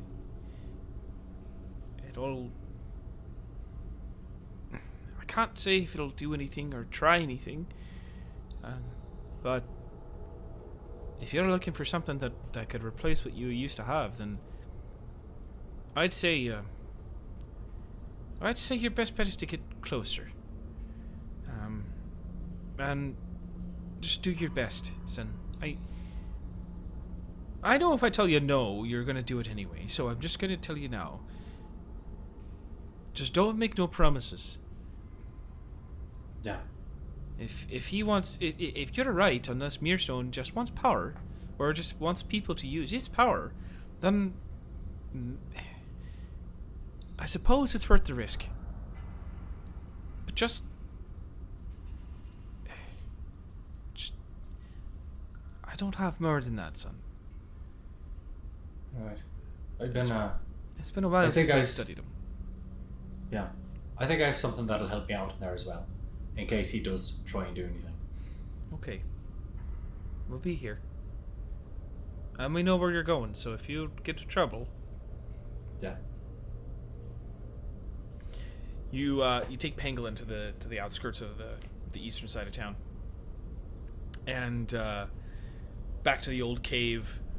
And as you step in, you kind of notice that the illusion that has been there for so many is still applied to the actual face of the cave. And as you step through it, you kind of start to see the sparklings of the lodestones everywhere, and you know that, like, you remember about the distance it would take to actually start to feel the wave of the Mirrorstone. So you're not quite there just yet. I would like to cast Intellect Fortress. All right, this one gives you advantage against. It gives me resistance to psychic damage as well as advantage on intelligence, wisdom, and charisma saving throws. Cool. I think right now Liam's looking specifically for just something on the higher quality range and isn't particularly focusing on what Type. school. Okay. Yeah, he just is looking for something that whatever he doesn't know what he wants to do, but he knows he wants to do something big. So that's more of his focus. Whatever, like, something that he thinks he can get that is going to be able to be, like, fairly effective. Cool. All right. So your survival check is going to be going to be more about, not about type of magic, but it's going to be more about trying to see if you can find the best kind. So go ahead and make me a survival check. Cool. Sure that ain't a mason's tools? Alright, survival check, let's do this. I mean, it could be survival, or it could be... We're cool. I rolled a 17, so it's Okay, 21. alright. We're good. You sure it can't be... Never mind. Never mind, I'm chill. We're fine. You find a section of... 21, I'm sorry. It was 22 to find any.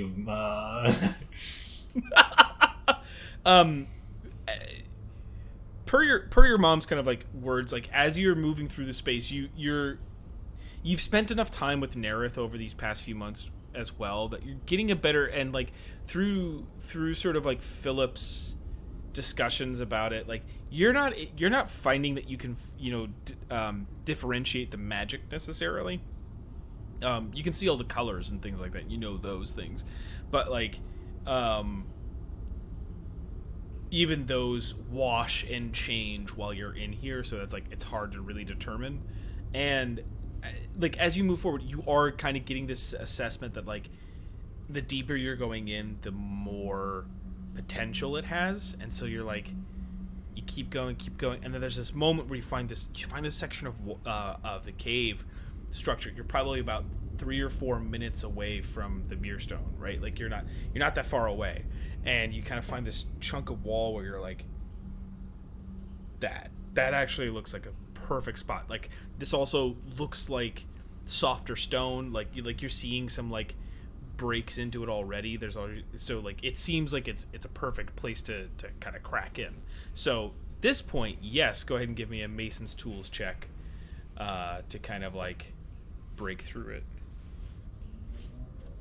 And based on this roll, this will be sort of like an additional part of the quality. Okay. 26. Jesus Christ. I have 11 to Mason's tools. I don't know what to tell you. All right. I'm very good at what I'm very good at. All right. So for the first, we're gonna roll for quality, and I mean you rolled for like you didn't damage it.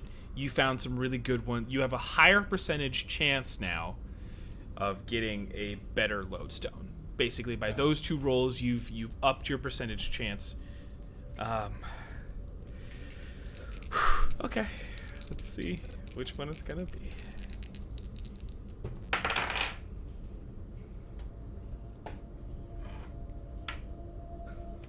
Jesus Christ. Rolled 93. So,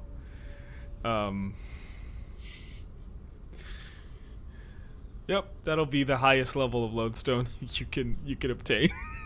Jesus Christ. But now we will roll for type.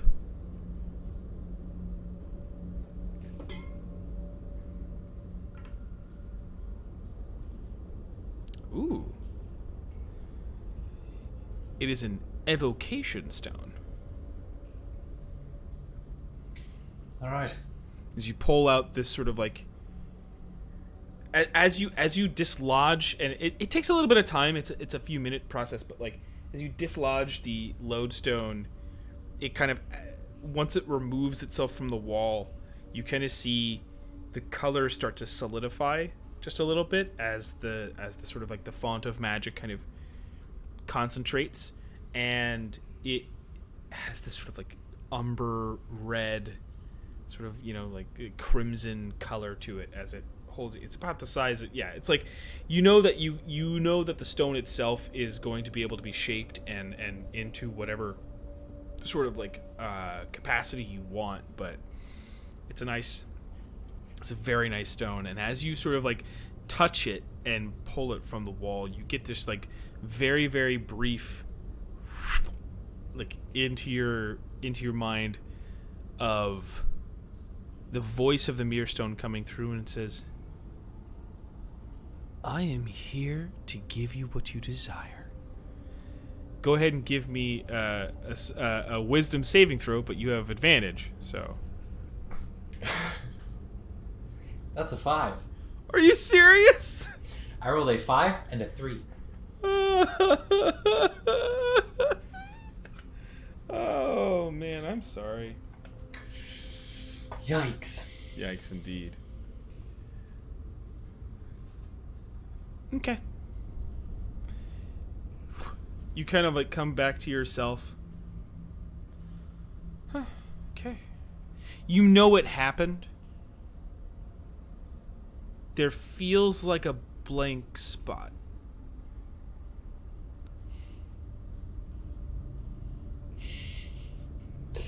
Like, and the only reason that feels like a blank spot is because you're like sore. Like sore as if you've been standing in the same position for too long. And as you kind of like, okay.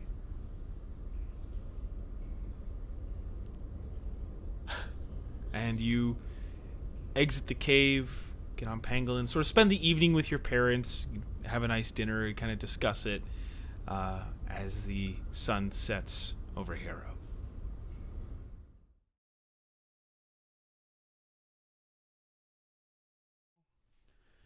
Hey everybody, welcome to the live break. I'm checking the sound things to make sure that everybody can be heard. Can everybody be heard? You guys need to talk so we can tell if everybody can be heard.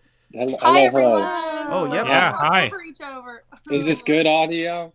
You can all be Yeah, heard. of course it is. I'm balancing the levels to make sure it's good. Hi, we're doing a live break because it's the premiere, and we thought that'd be fun to do a live break for the premiere. We're all here. Also, if you're in the chat, make some noise. Our friends at Underground Oracle, we're very generous. I didn't mention it in the episode that was already edited at the time.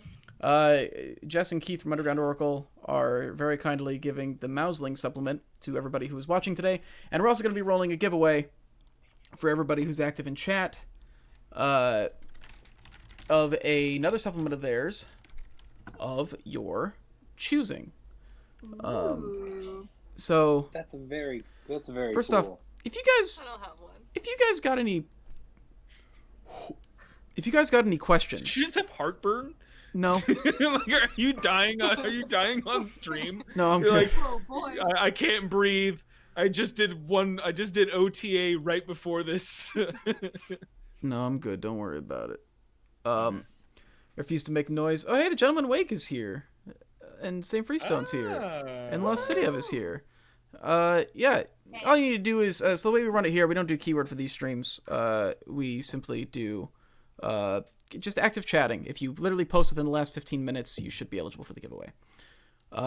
Yeah. So, if anybody has any questions, question: who got the biggest glow up during the months away? You'll see. I know who. You'll see Nameless and Philip after the break here. Let's see. So It was me. I got the biggest glow up. That's the fair. answer. Playing Panther. I did. So Tyler, we did a very interesting thing for this episode. We did. Why did you, as a DM, why did you direct us to have the pilot be a what are you laughing at, Chelsea? Why did you direct us to? Okay. Why did you direct us to kind of do these solo sessions that then had to be edited down into a into one? We're in a Christmas Into swag. one thing. Why did I do this? I wanted to do a prologue because I wanted to do it in this way because I thought. So we've done this before. I think twice. We've tried to do this. The more successful one was the Tales of Taro.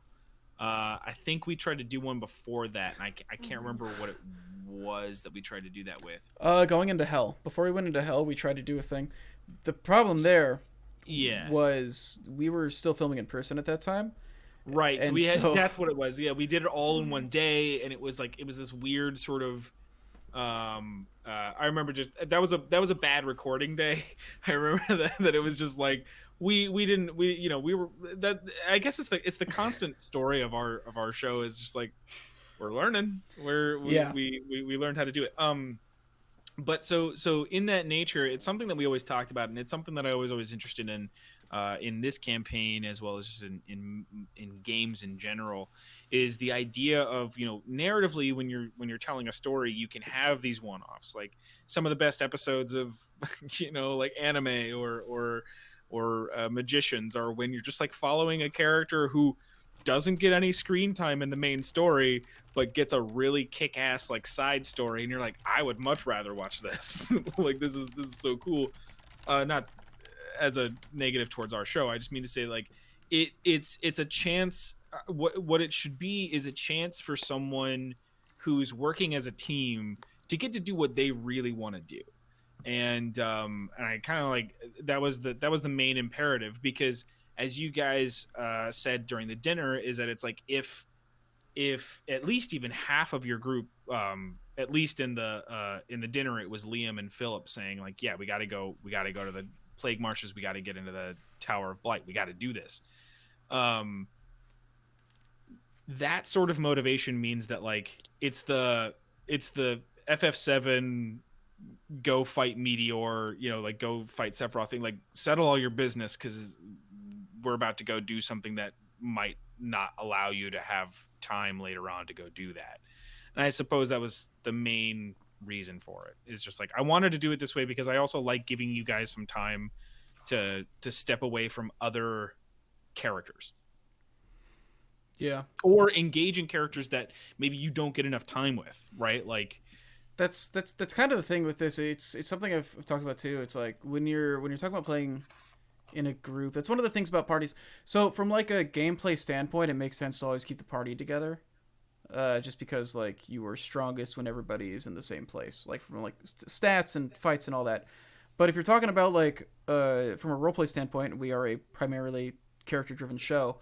The fact is, you are different when you are around people than when you're on your own. There are some things that you will never talk about or never do around certain people. And so kind of just shaking up the party structure every now and then lets you accomplish those things. And I think especially the stuff we get into in the second half is I think there's we get into some stuff where it's like, okay, there's characters doing things that they don't they definitely would not be doing these things if the other people were around, I guess. Yeah, I think the other thing, I'd love to hear your guys' thoughts too. The other three of you. I know I just talked for a really long time, so I want to know what you guys felt about like doing that stuff, or what the advantage of even doing some like solo stuff during a group campaign is. I think for me, I play my character almost the way I am, in a sense that like I'm fine with just watching everyone play. I'm fine with like not being the person in the spotlight, but that's, and not that someone needs to be in the spotlight, but like eventually my character does actually have to like do stuff. I'm also in this group. I'm also in this campaign, and so like having to do a solo session has to make Setlali open and vulnerable to actually letting someone help her, or like actually like taking criticism or sharing a part of herself that like she hasn't shared with anyone else, because like I talk about it a lot and she just said it, but I don't think anyone else really knows. She feels super fucking lost. She has done everything for everybody else, and like, which she's happy to do, but like there hasn't really been a reason for her to be like, hey guys, come help me do this thing. I feel this way about this thing about me, so I want you guys to join me and help. And like the offer's always been out there for any time she's like mentioned a sliver of her problems. Like even in the first half, she mentioned why she wants to kill Kalenth, and Liam was like, we'll help you. We'll do that. We have no problem doing that. You've helped us. And like, it also helps me talk, because I'm a talkative person in life, but not in this game. And so when I have to do solo stuff, I have to talk. I'm by myself. I can't rely on Tyler to just do all the talking because, I mean, I could, but that would not make a fun chunk of game. So I like it. I also hate it, but I like that we do it. Yeah, I think similarly, the part that I hate about it is the fact that I think someone said it in chat too, that like all the attention's on my character, because me as Chelsea doesn't like that. And I do whenever we play like in group settings, I feel very guilty, and I like almost instantly apologize afterwards, feeling like I took people's time. But when it's just me, it allows me to explore the things that I want to explore of Nameless, or maybe things that I didn't even think, like questions of like, well, what do you do when there's nothing to do? And I'm like, oh, good question. I don't know. And it makes you build upon your character as more than just a plot device, but actually a genuine, not person thingy, but humanoid. And I don't know, I like that, and I like seeing what other people come up with. But I agree that sometimes it's the hard part about it is coming up with something, and it can be a lot of anxiety. But then when you do it, it's like, oh, cool, yeah, Not a plot device, but a human device. yeah. That's what I like to be. And also, yes, magicians. I just want to say it. Right. I saw your reaction to the I comment. want to just like so- make a vocal that like we're putting so- that out there. I think I'm the only person here who hasn't seen DM Magicians. us. Yeah. Oh, you Well, must. Well, one, And all get the on it. things Still need to are see on the DM last us. season, but yeah. Yeah, I think everybody else has seen The Magicians but me. Oh well. I haven't seen the last season. Miles, you want to watch the last season, the last 3 episodes, and cry together? Maybe I'm not. I don't think I'm even there yet. I got like 4 or 5 episodes in, and realized I wasn't ready.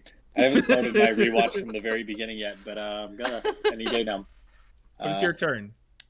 Right. Or I mean, it is funny because you mentioned we've done this split up thing twice before, and both the first and the third time I'm doing the same thing. That's fair. Like, That's fair. like, it is the thing where like I liked what ended up happening in the second like split up thing, but it was much more like I'm not sure what I'm doing, Tyler, and I got into like I didn't get into a bar fight is like what ended up happening, like whereas like for me it was very much like less of a character driving moment and more like I know Liam wants to do this but doesn't have time when we're all together, so I'm just gonna have him do that really quick. So like uses the split ups for like errands, which is not really what he goes to the bank. He's just it's like, I just gotta get this done. I said I would go grab some eggs, but I have not had time. Like, and I do like it. It is, but that makes it easier for me. Like it'll come as no shock to any of the other players, and probably no shock to any of our listeners. But I can get like very deep anxiety about decision making, especially lately. So like I feel like there was a part of me that when we were coming up to this, and there's a part of me that it happens almost every episode, I'll start to get anxious about like not knowing what decisions to make. So honestly, the thing that helped me most with this was well, I know Liam wants to get this thing done. I know he wants to do this. So I have that decided. And then going into it, that helped me out. Which is a little bit different of a perspective on the split, but it's how I came to it. So it's good. Back to you, Chris. I already said my thing for this. Well, no, I just meant like it looked like you were about to say something else. Got a question from Freestone. He says, do you find that solo conversations, obviously not for editing, is easier online? It's definitely easier logistically.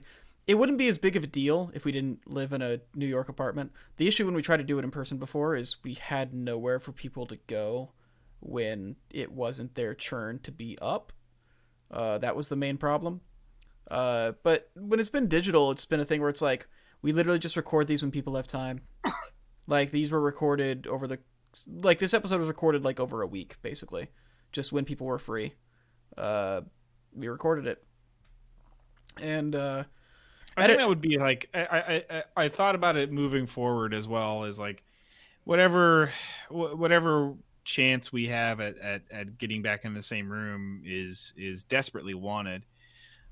But if we were then to do something like this again in the future, like if there's an opportunity to do some more of this, like some solo stuff, yeah, I'd probably opt for what we did here, right? Like do it remote, and that's fine. Like mainly just because it's not going to vastly change. Like the one thing that's nice about being in the same room is we can kind of control the video and we can control the audio better, but that's there's some ways around that. Yeah, it's been the adjustment to digital has been it's been a thing. It's made the editing a lot harder, and just like the whole recording process a lot harder, just because we have so much less control over a lot of the video and audio that comes through. And then you got to put all the feeds together. Whereas when we were in person, we'd record it into one thing. Like there wasn't actually a lot of editing to be done when we were doing it together. This episode took a while to edit. Not really. The actual like solo scenes are not that bad. It's actually super easy to balance the audio for those because you're only balancing 2 different audio files as opposed to juggling 5. But this episode was just, it was a time thing was the main thing. I ended up cutting a little under an hour of footage to save time on this, so that the episode wouldn't be terribly long, to try and get it down to like somewhere around like our average length for this. I'm excited for it though. I feel like we're going into a huge arc. This is literally like something that from the first episode we've been saying we were going to go do, and we're about to go do it after this episode. And it's we've recorded a ways ahead of here. I think we're 5 more episodes ahead of this are already recorded, and so we've played through that arc basically at this point. And it's wild. I'm very excited. Yeah, I'm very excited for the end, like for mid-March. I cannot wait for when that episode will actually come out. True. They want to do anything special to stay in character during the break? Yes, I adopted 7 dragons and I taught them to talk. Okay, well, kobolds are dragonoid, kind of. No, but they're like not, I obviously can't get actual kobolds, and dragons are just all they're around. not real. So Yeah. exactly. And so I just adopted 7 dragons, and I did some push-ups because I feel like Setlali would do something like that. So something like that. But like real talk, I did use this time to like really expand upon like creating a playlist for Nameless, because I was like, I have so much time to listen to music and stuff like that. That was, I thought, something I never really thought about. And then also like for this sounds again in regards to the feeling nervous about this, I did like do journals and trying to figure out like what the heck she's thinking. I don't know if I stayed in character during the break because that would be really sad. But I don't know about sad, but like I would just be sitting out in trees by myself, just looking, and then like not talking. I mean, I didn't really leave my apartment. My mom is dead. My mom Steve is Jobs very is dead. alive. Jesus. Mom is dead. My dad's a cat. My cat treats I know for me that like I definitely spent some time kind of just like reevaluating some of the world stuff, right? Like we're not, I don't mean to say like reevaluating, but just kind of like buckling down on some of it. And I got World Anvil, and that was fun. It has been fun. It's crazy, the amount of information that you can put in there. And I think the other thing that I really enjoyed was kind of like I worked with a couple of you on some other different things, right? Like I started out like preliminary constellation stuff with you, Chelsea, and that was really fun. And just kind of like getting that kind of stuff squared away and like horoscopes and like just kind of dumb stuff that I was like, this is just kind of fun. I just kind of want to do it for a second. Yeah. We talked a lot about kind of building things out, especially like the whole dwarf and gnome clans. We expanded on a lot, and also just talking about like the trajectory of this and the production of the show and like how to do all that. Well, especially with the the advent of the fact that like, we're like, when are we going to be able to play again in the same room? And that kind of like, that's taxing in some way. And, how do we work around that? How do we push through this? And what's the thing that we can do? Yeah. What are the other things that we want to do? And is that also going to be reliant on being in the same room and yada, yada, yada. Miles, did you do That'd be anything? great. Oh, I'm just, trying to keep it together. One day at a time, just breathing, all right. Well, I should roll this giveaway soon. Then we should get back into the show. I'm very excited for the second half. The second half is the part that's gonna make you cry. I'm really excited for the second half. I'm in it. I know. I also think it'd be really cool if this would be the time where we like announced we had a special studio that we were all coming together to record live, because like we really built it up. Like we're like, oh, just when we can get back together. I mean, if only we can get back together and be like, surprise, we have a giant studio. I also love. I know this isn't your intention, but like the way you're saying getting back together sounds like NSYNC just got back for a concert or something. That's how it's gonna be when we come back together. We're reuniting for one night only. Yeah. I'm gonna roll this giveaway. Yes, please. So everybody who's in chat is getting a Mouseling supplement from Underground Oracle. I love the Mouseling supplement. We've actually, one of the things we talked about over the break was actually us incorporating the Mouselings, like making them like canon in this world. I love them. A little mouse folk race with some fun stat blocks in it. Yeah, and they love my Ryan. So all of you who are active in chat can get a free Mouseling supplement. Just message Jess or Keith about it in chat, and we'll get you hooked up. And now we're gonna roll this giveaway to choose another one of their supplements of your choosing. You can choose any of them, I believe. I don't know if it includes the quarterlies, but you can choose any other supplement of your choosing if you win this giveaway that is rolling right now. Oh. The Gentleman Wake. The Gentleman Wake wins the giveaway. I also just love Keith's note about Jess is that he said Jess has the problem where we have to stop sometimes and tell her we have other players in regards to like solo stuff. I worry if I do that sometimes, but it's. That's funny because she just said she was you. Oof. Man. Is it tonight on the roast of the neck? Is this the part where I say it like a lawyer? Defamation of yeah, just get the DM. All right, well, you're like a Twitch giveaway winner. Yeah, you're a Twitch giveaway winner. You go rub this in Six of Club's face. Say like, hey Six, you lost 2 Dwarven Forge adjacent giveaways in one night.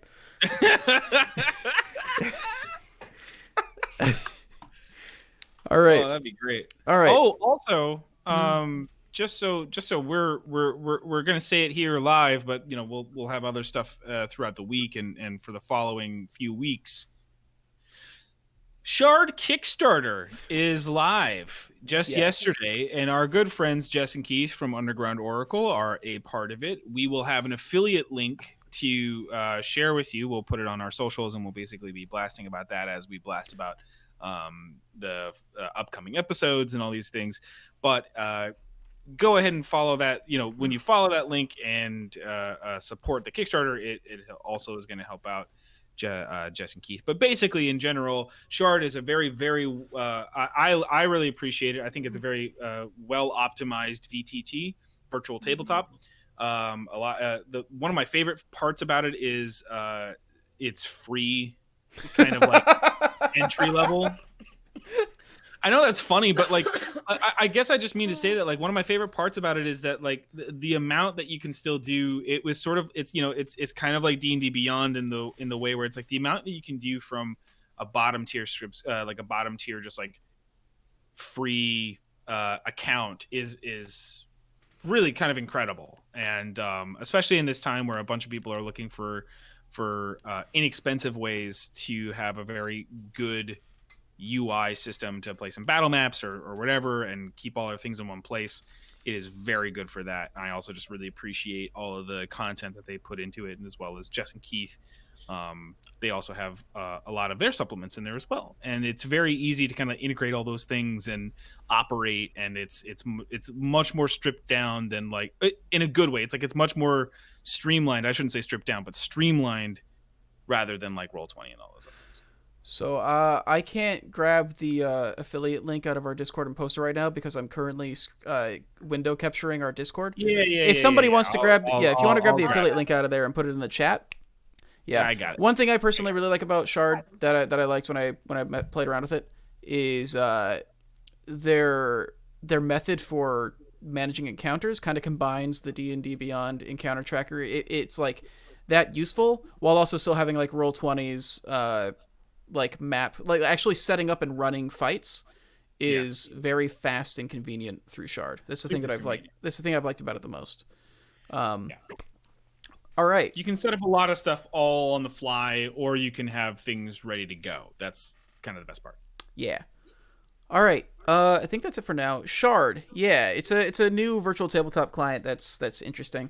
That Underground Oracle is partnering with. They basically, some of their supplements are being incorporated into the database of stuff that you can access in their client. So, like, some of the races that they've made up, some of the subclasses they've made up, their items, stuff like that, are in the Shard database through that client, which is, yeah. Sly Flourish is also working with Shard as well, which is... Kobold Press. Yeah, Kobold Press. They got a couple other people in there that are like, oh, wow, that's a... Yeah.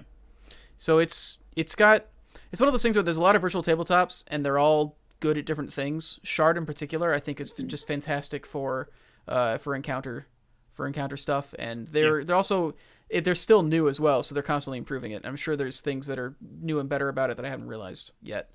But yeah, we're gonna get back into the game. We've been running a little long for the break, but it's been exciting. Thank you for joining us for this for the premiere of Book 2. We've been offline for like 2 months. It feels like. I think it has been 2 months. And it's going to be getting back into this. I'm excited. This next arc is nuts. All right. Say goodbye, everybody. What do you got? What do you got? What's up? I was going to say, do you know that what you could do is you could do the congratulations like Miles and Jackie routine live right now? No, I'm hanging up. Miles, buddy.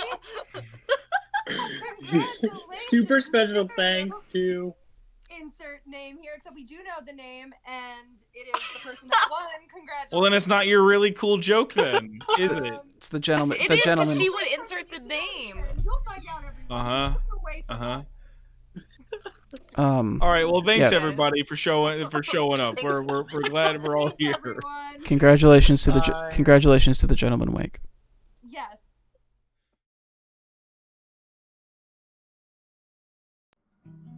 The anguish of their latest endeavor still fresh, Nameless sought a brief respite with Panther, lost in the freshness of their garden. A nagging feeling hit her, a need for answers, that felt all at once urgent and terrifying. It sounds dumb to ask the question, but are you okay? No.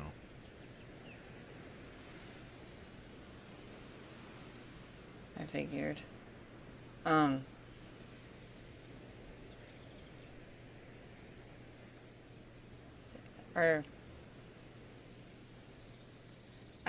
just wanted to know what happened. I had the flower and nothing seemed to go wrong per se, but that doesn't account for mentally, I guess.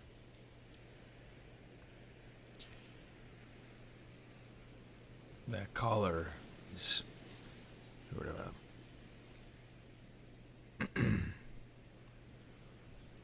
a placid-inducing object. Keep someone docile.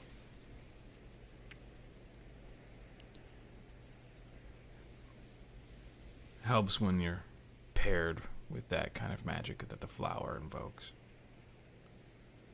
Keeps people comfortable. Were you comfortable? It's more like a waking nightmare.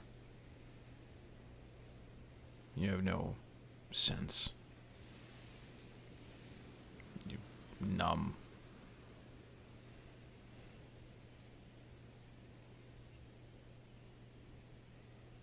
So, were anything to happen to me, you wouldn't have known anyway.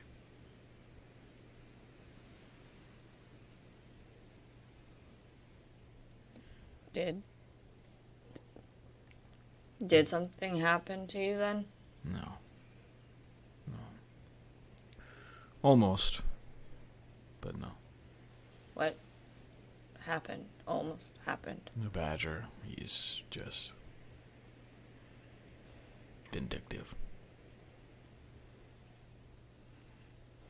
I don't like them. Me either.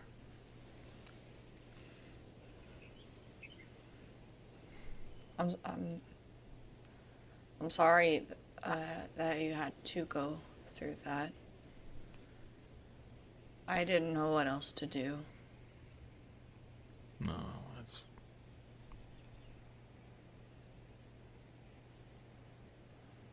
You're not really the one who needs to apologize, so... That might be, but I feel like I'm supposed to. Because I just left you there. I could have fought.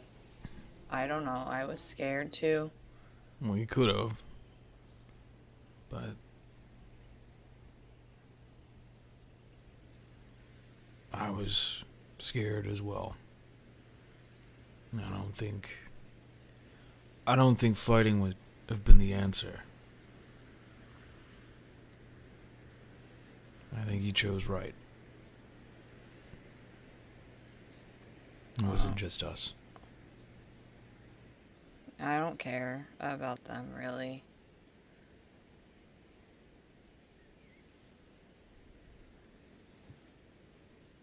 I mean, I do, obviously, in some way, but, well,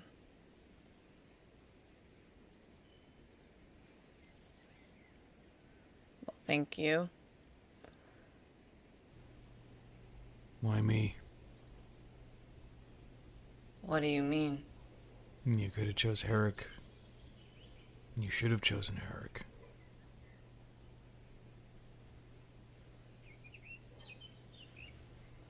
Yeah, I thought about it. And maybe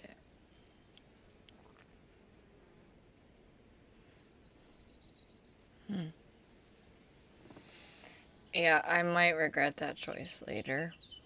But, I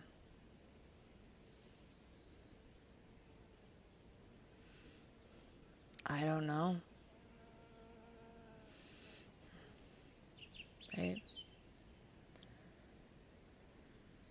I would think that the fact that I don't really like names would, not really matter. Or would matter, I guess. It would just mean that you being my dad wouldn't be important, because that's just a name. But I found myself caring that you were my dad. And I went there to get closer to Mom. And I wanted to know what she saw in you.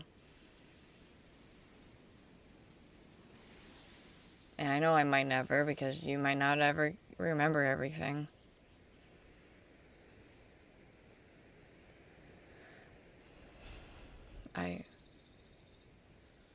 I don't know. I can't really go back on it now, so sorry I picked you.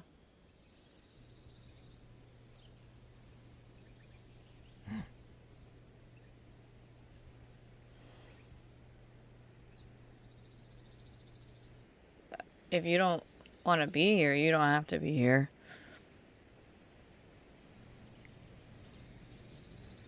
I don't want to be here. No, I do. I don't think it's really settled in yet that I won't get to see him again. Because I find myself still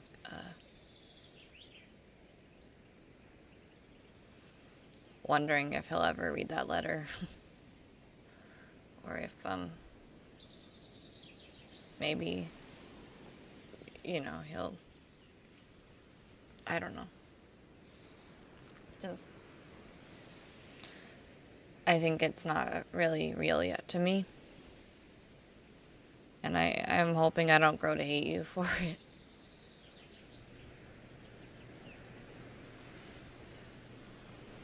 I get it.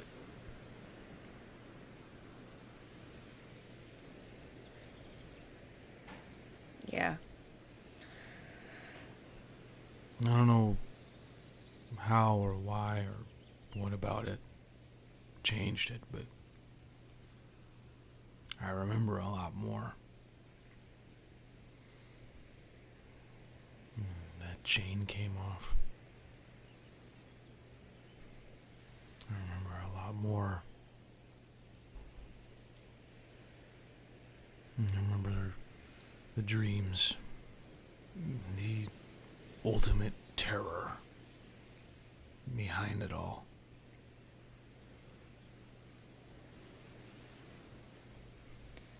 Yeah. It wasn't, There's a reason I think we have stuff to learn. I don't know who we can learn it from or where. But certain parts of it, but I think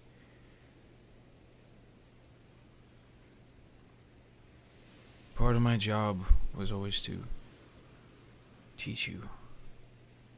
And,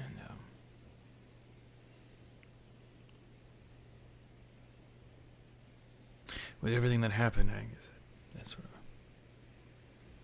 fell on someone else. So.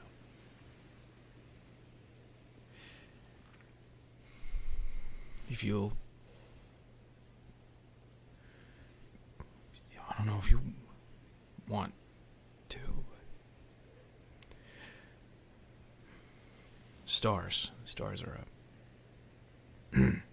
they're powerful. They are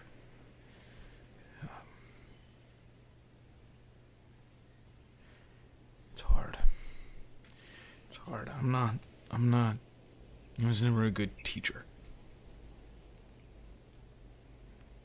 much less a dad. So it was much easier to let Herrick and your mother, the wolves, we've been doing this a very long time. This, what just happened, this war, it's a long time.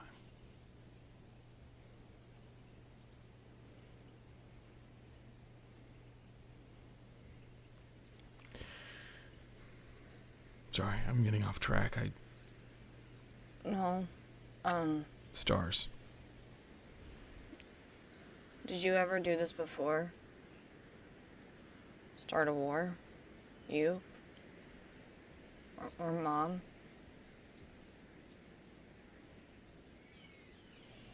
We joined conflicts, yeah. I don't know if we ever did anything necessarily like this, but close.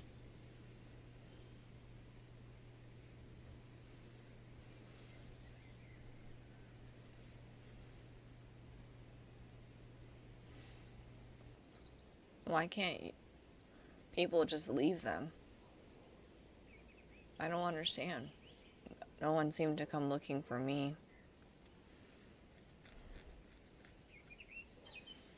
Why? Why couldn't you You just... mean now, or you mean before? I guess I meant before I left. I mean, I know that there's the fire, sure, but it obviously didn't ruin everything. So why didn't anyone care that I wasn't there? And they just let me go. Why couldn't you just go? Just what I was. You know? No? I'll tell you. Don't worry. Okay. I... in some fashion, was, it was, sort of like a... We don't have that sort of title, but, I was just like a next in line. If you give something like that up, you have to you take on different responsibilities.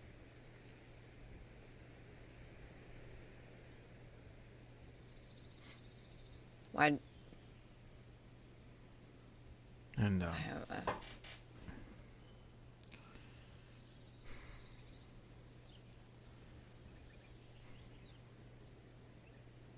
that's why they wanted me there.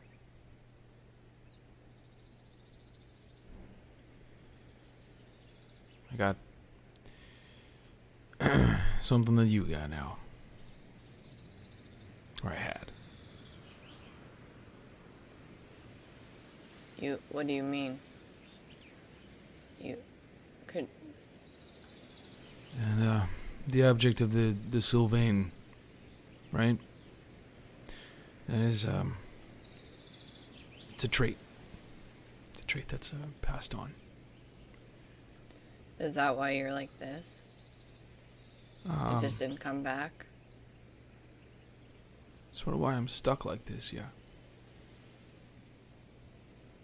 Can that happen to me? Yeah. If you're not careful. But we can be.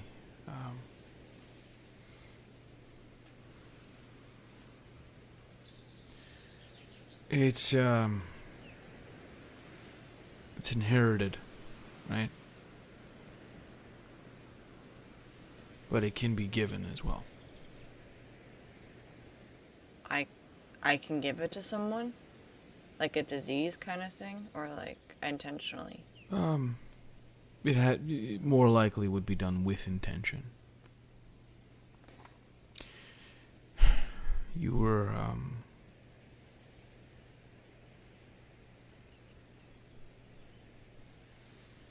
so I don't know how you feel about me now.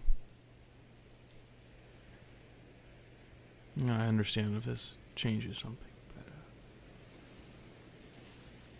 but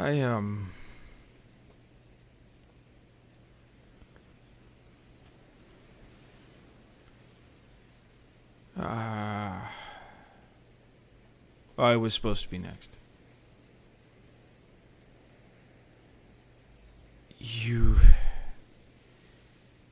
When you inherit the Sylvain, you're dragged below the tree. You're placed there. And, you become a fountain.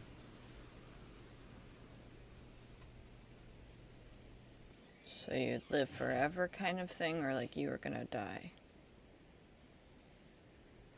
Both.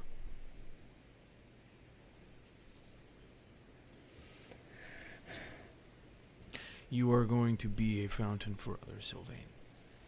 You are the one link. What does that mean? Well, people...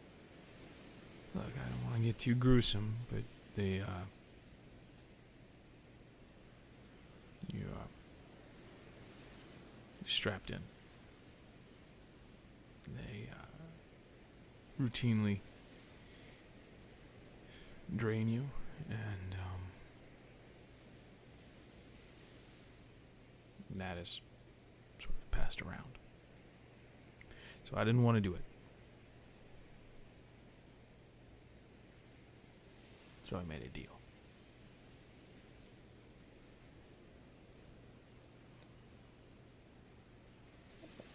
What was the deal?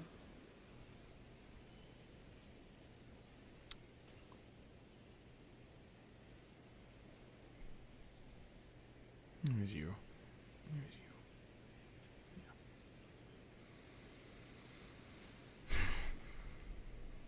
What does that mean? I was gonna put you there.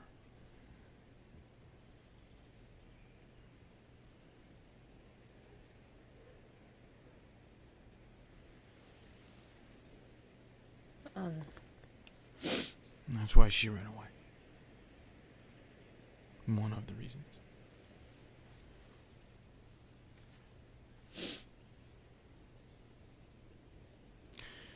Herrick and I were sent after you.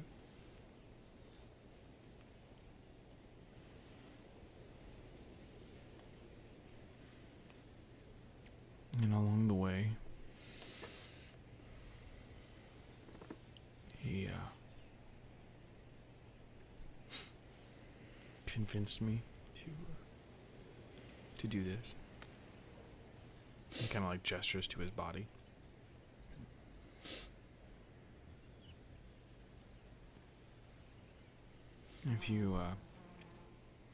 If you don't mind yourself, you'll lose yourself to it. And he knew that.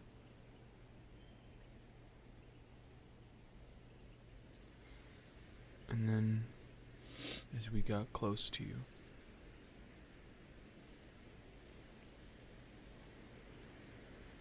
I remember it now, but he wiped me clean.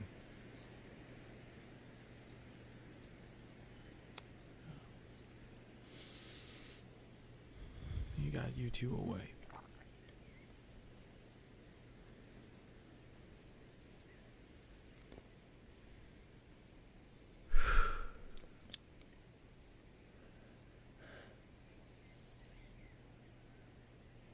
I don't know why I let you go this time. The fact that we saw one of them on the road there means they found some other way. Or they have another. Or something else. I don't know. But bottom line,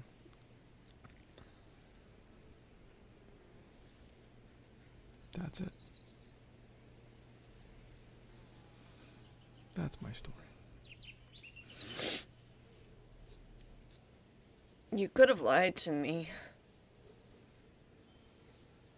I didn't want to know that. But now I definitely know I picked wrong. You would have.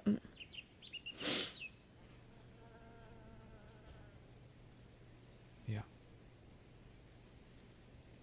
Yeah. I know. So, are you gonna just go, turn me in sometime when it conveniences you? No.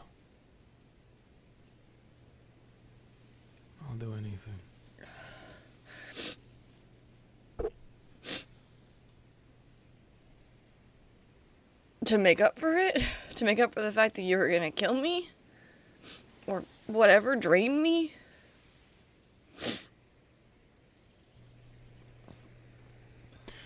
For tearing you away from your real dad. That's all.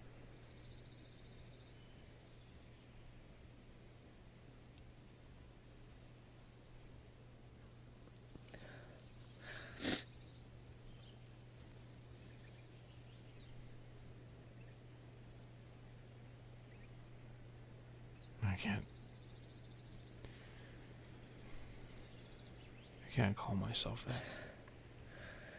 No, you cannot.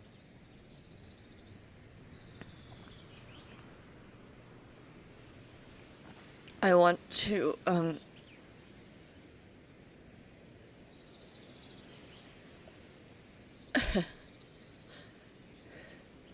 don't know.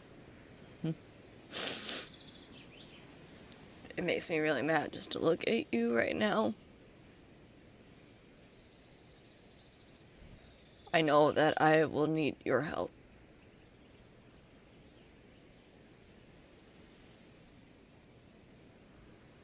And that is what you will be for me right now.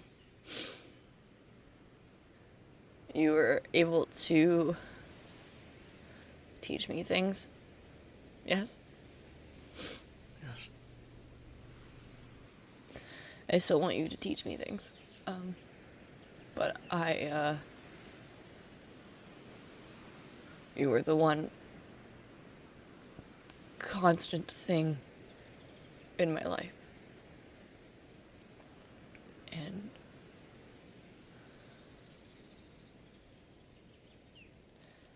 I guess for a desire of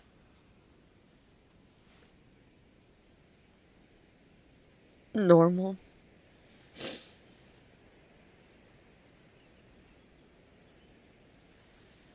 I want you here until I can figure out who I am without you.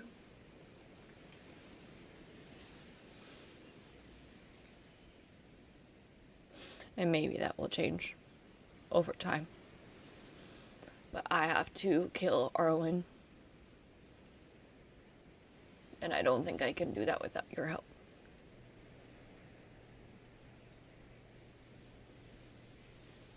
So I will help you.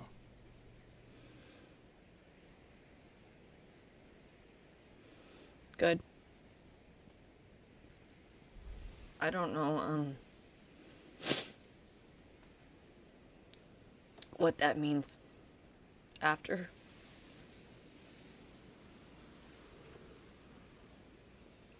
I just don't get why you wouldn't lie to me about it. What do you feel like you gained from this? A better... You feel better? Your conscience is clear? Does it matter what I feel? No, it doesn't, so I don't know why you did it. Why did you intentionally hurt me? Because now you know what danger you're in. I didn't know that before we went there. Had I known anything that I knew now, I wouldn't have let you go.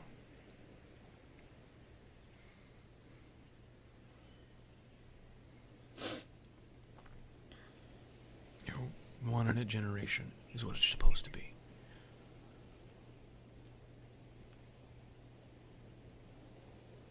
I guess one every generation is what I'm trying to say.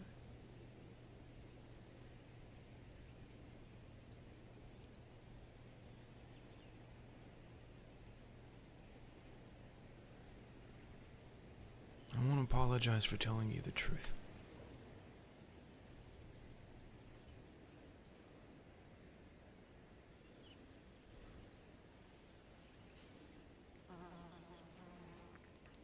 Okay. Okay. It's amazing how in just a short few days, everything I knew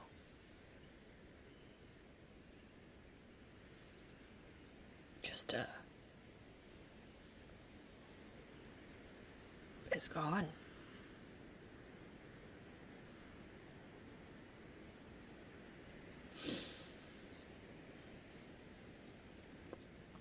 I'm pretty sure Grandma or whatever she's supposed to be says hi.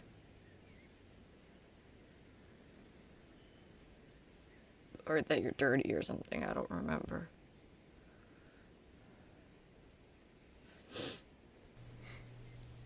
Yeah.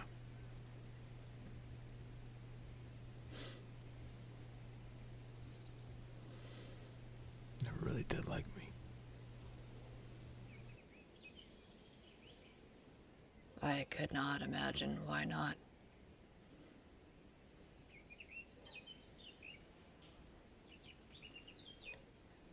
Yeah, I don't know what else to say to you. I guess I hope eventually I can forgive you, but I don't.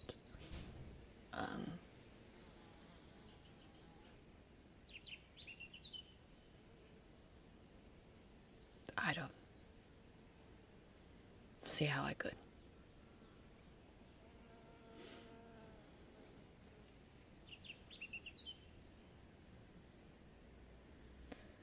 So I think it'd be best if you sleep out here tonight.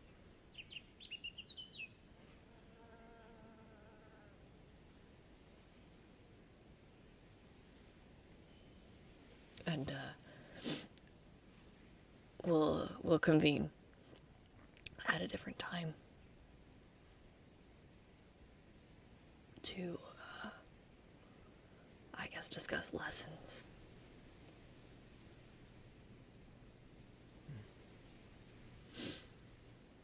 I have a lot to digest. With nothing else to turn to, Nameless found herself entering the sub-levels of the Spire of Justice, eager to find a new set of answers. The mere stone before her was one of great knowledge and strength, she knew, but that didn't make what she was about to do any less risky. You place your hand to the stone. Go ahead and make me a wisdom saving throw. I have only +9 to this. 28.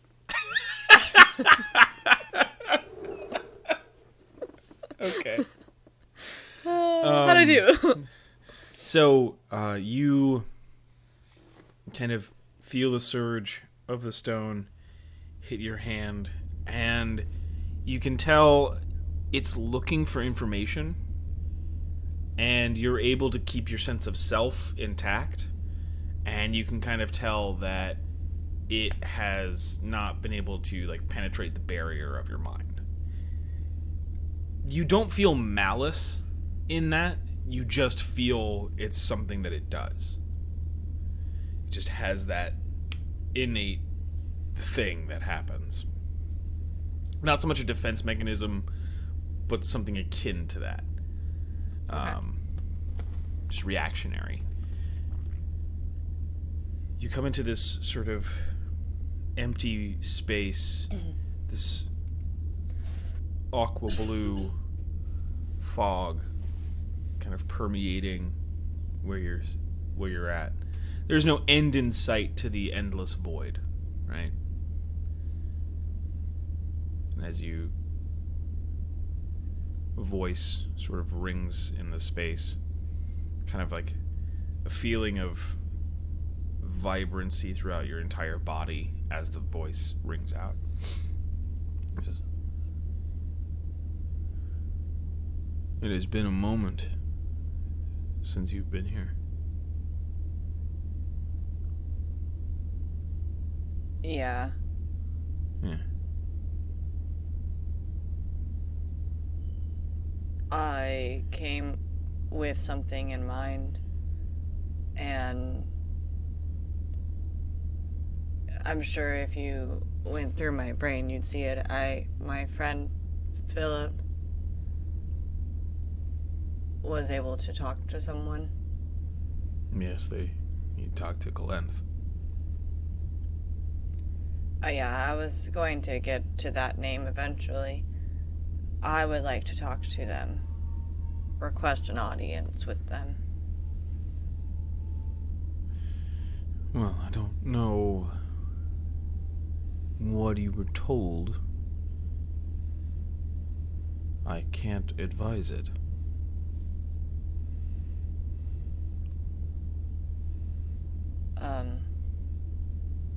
The more interactions they have, the more opportunities they have.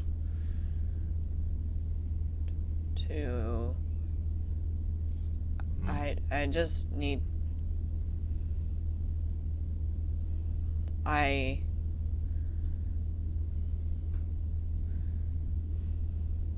You need I won't- something.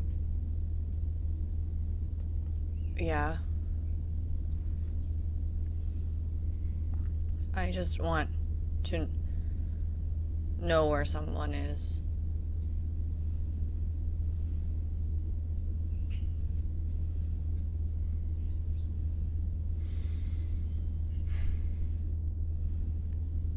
And you think this person can help you?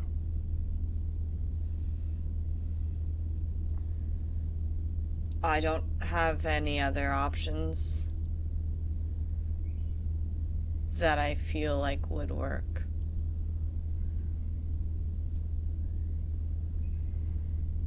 I'm open to suggestions. I can bring you to them. Just know this. They are a desperate manipulator. Releasing them means a return of chaotic tendencies that I will not abide. You make a move, I will keep you here.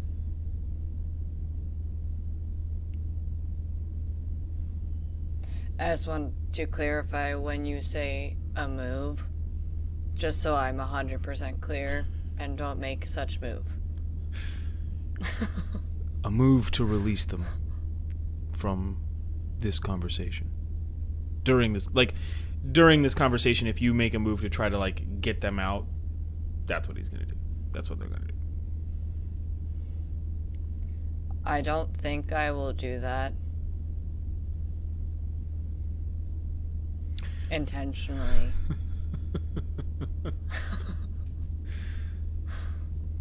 I'm not maybe the smartest, but I do think that I don't trust people very well. So I don't think they will be able to manipulate me very well. We'll see. And you feel sort of a glowing pathway light up in front of you. I walk with them. I walk with them. It's silent for the rest of it. You walk for about 5-10 minutes. Eventually, the light stops. Just kind of the pathway is still behind you, but it has just ended. And as it ends, you see a green, sort of this lime green fog mix in two separate colors. They don't blend, but they just go over top of each other. Just an overlap of the color. A couple minutes pass by. And you see this sort of table and two chairs kind of come out of the void. And stepping forward, they have this sort of plumed, kind of fur-lined part of their jacket, and it's kind of this tail-coated, tapered, and sort of this half-buttoned, sort of I don't know, rustled shirt, or ruffled, I should say. And it's kind of this beautifully intricate sort of fabrics and very clean. Hair is kind of wild and messy, but also seems like it's meticulously developed. They give they similar look. You can tell that they are Eladrin in sort of their physique. Much more like Moral or Yvonne, right? as he sort of sits down at the chair, and he says, "Please sit." Thank you. I sit. Well, I You do. look well. Oh, I am indeed. You're here. You want to discuss things, is what I hear. Yes, that I do.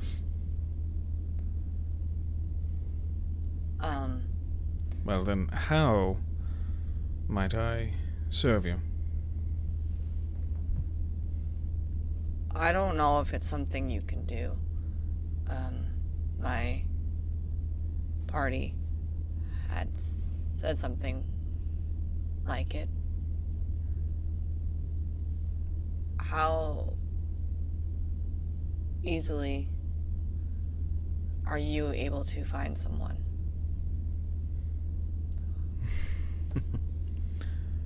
Oh, there are many ways. There are methods that are known to me and known to many others, including yourself, I do believe. The ease of which to find someone is more about if they want or not to be found. I would assume this person does not. Well, then in that case, there are methods known to me. And my prowess. And are they hard to do for you? Oh, extremely. Not many people other than me have ever done what I do. I read that you were pretty powerful. Am. Sure. Am. I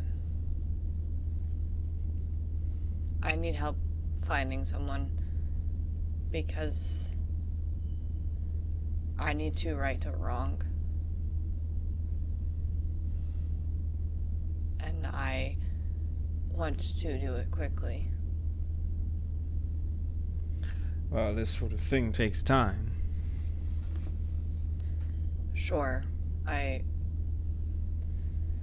only mean I think you would do it more quickly than I would do it without your help. This is true. I could. One little caveat. I can't do it like this.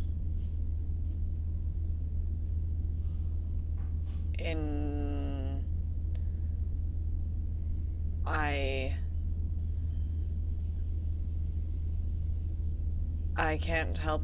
Well, how are you able to find us? Or the guards and stuff like that then? Oh, those guards were merely a guess. So could you not just guess a lot of times? I could, but it seems like you need me to be a little bit more accurate.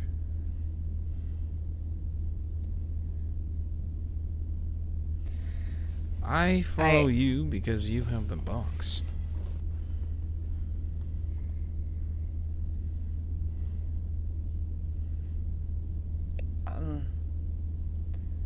Don't worry. I mean, you all have made such fine trips. Rakia, Coal Hall, and all the way back to Jortenia in less than a minute. It's incredible.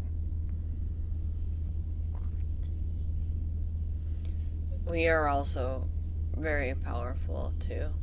Well, seems like it. What would you need me for? I don't think my friends would help me with this.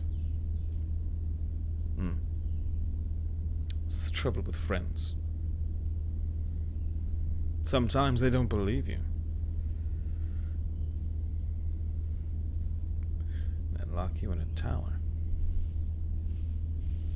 Yeah. Listen, I don't mean to offend. You probably will not.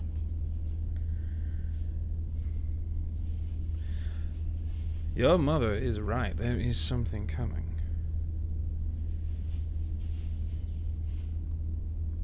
I tell you, I've been disconnected for some time. It's hard to predict. When I was out there, I was able to pinpoint certain... But the stars themselves are progenitors of the actual practitioners of magic.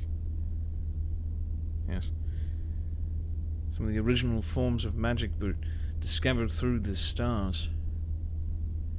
It's how we tell the tales of the gods. So I'm learning. Good.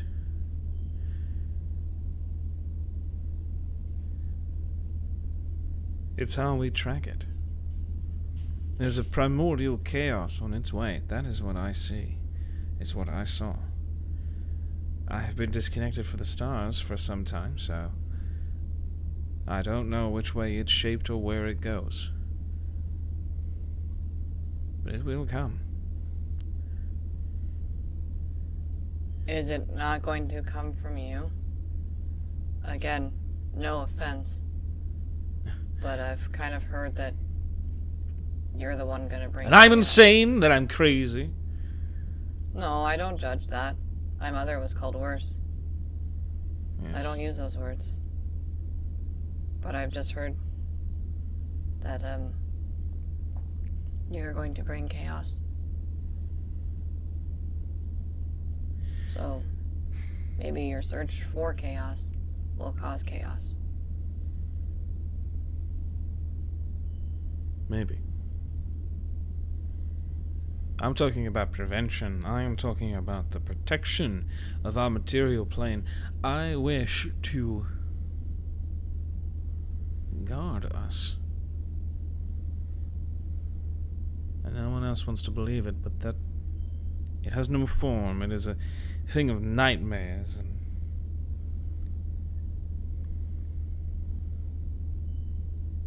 but it has no morality. It has no ethics. It's like a child. But a child holding the world in the palm of his hand. There's nothing more dangerous to me than that.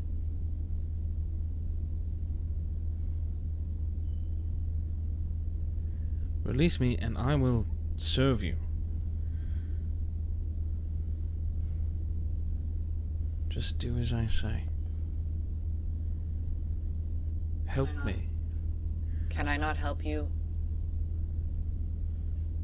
with you here? No. Maybe I can bring you information. No, it won't be the same. I need to see it myself. For me to be able to find your friend, I also need to be free. I need a connection. I can find you because of the box. I can't find someone you want me to find without any connection. And before you try to tell me, oh, I can tell you where they are, there are many thoughts racing. It is always a constant noise. But I need to be connected to the ground. I need to feel the form of the ley line to be able to find your friend. Or enemy, whichever it is.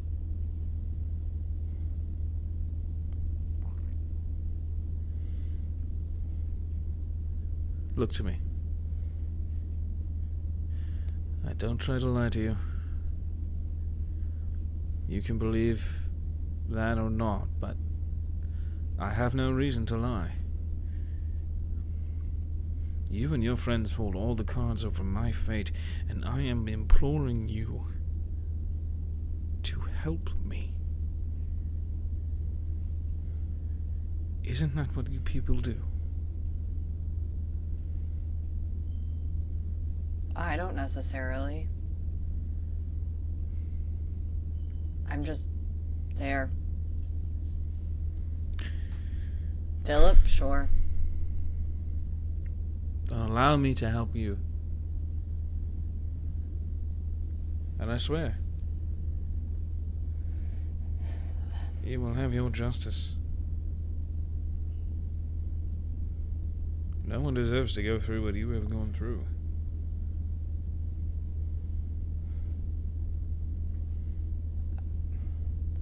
I agree. But I really, I can't let you go. There was a big warning when I, went in here that if I did that, I'd be trapped in here too. I don't think I'd help you at all if I was trapped in here. I can bring you information. I can bring you... I don't draw mean you here, pictures. I mean from the tower. That's all I mean. Oh.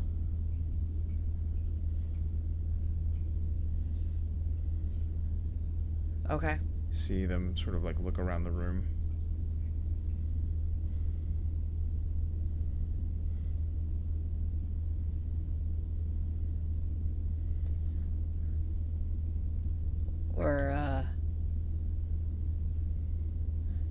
It seems like we're probably going to be heading that way next. Really? And maybe that's... I don't know. There was a really weird dinner. I don't know. We'll see where everyone stands. And in all honesty, I don't really care about... I guess I'm not really afraid of the risk anymore, I guess, of you. Maybe that's because I don't know you. I trust... Philip's a pretty good judge of character, and he seems to like you. Well, he barely does know me. Yeah, I don't know. He has this weird, detection thing. Huh. He just seems to know when people are good. I don't know if I would say that about myself either. But Maybe not good, but not lying. what's the point? Well, I mean, the point would be literally you would escape here and then cause chaos. Yeah, I suppose. There was, a book I read. Let me just, page through the memories of my mind. There was a book about you that I didn't seem to be able to quite... Yes, that is sort of part of my punishment. Do you, She's a very fickle god. Well, maybe not fickle, but she's very vindictive. So then, why did she show you to us? I can't speak to know too much, but I would imagine that it's because I pose a threat. To her.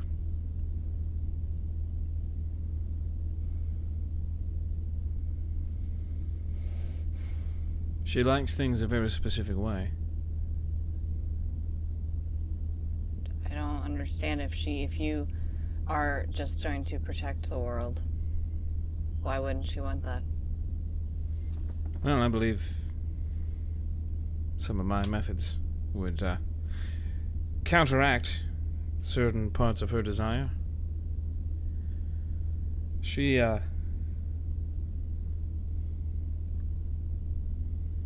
doesn't like people tampering with kind of gestures to the room.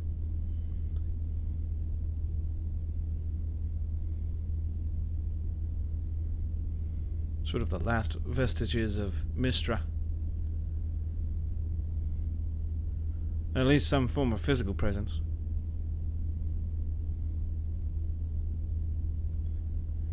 I could teach you many things about them. Gods, millstones, lodestones, the stars.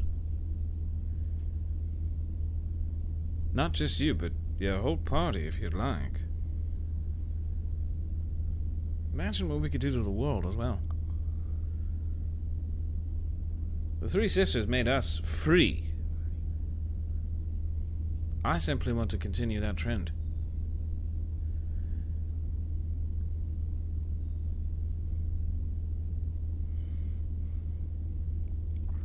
It doesn't sound bad.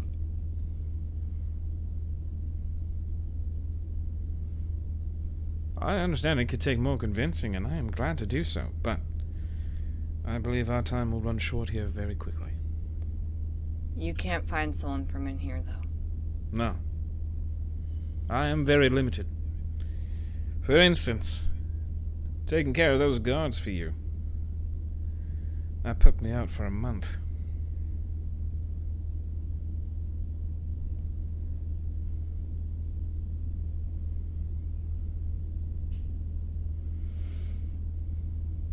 That's, thanks, I guess. Not necessary. You hold my box. You kind of see like a smirk, and it's, you know, it's clear that he's, they're like semi-joking. Yeah. Well, we'd appreciate the help on the way in. I can't help you there. I have no control over those. As Teddy has said, those are to keep me in and to keep others out. Yeah, that makes right. Best I can do would be to light a path on your way. Not to mention, once you get inside the Tower of Blight, it's not necessarily the easiest climb. At this, the table starts to like stretch as you're being pulled away. It's like, well, I do believe that our time is up. Think on what I've said. Talk to your friends, do what you will. Know where I stand. And if you'd like to find this... I almost had a name. Too bad. You know where I am. Huh. Yeah. And the connection's gone. Like, as you say yes. Like, as you say yeah, it like...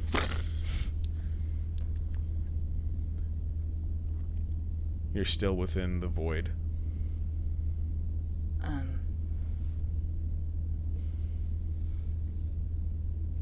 That's all I wanted, thank you.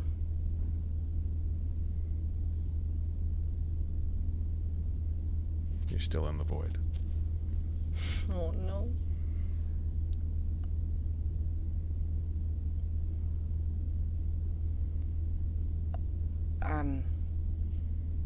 I didn't do it. I didn't. I'd like to leave now.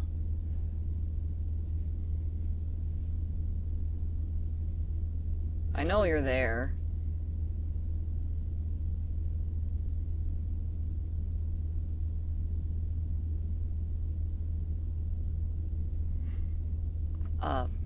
Please? Why? Why? What? Why let you go?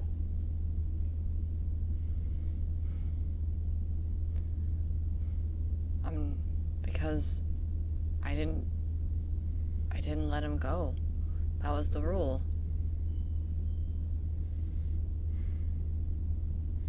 I followed the rule. I wanted to know if they could help me find somebody.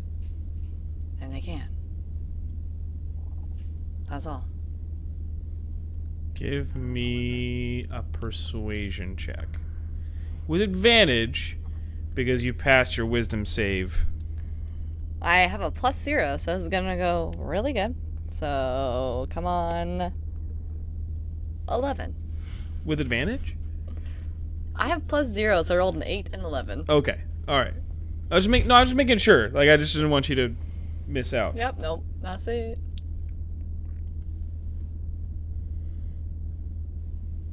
There's a very long pause. And the voice.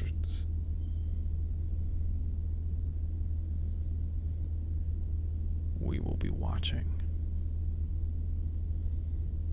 And know Can this. you guys... Oh.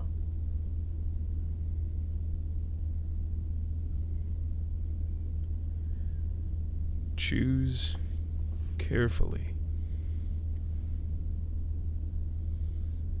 I don't mean you can't. I just mean if you do, protect yourself.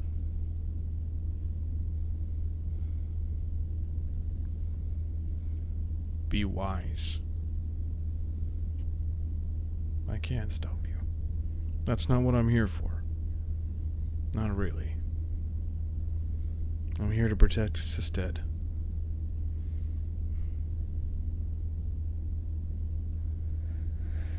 Please do the same.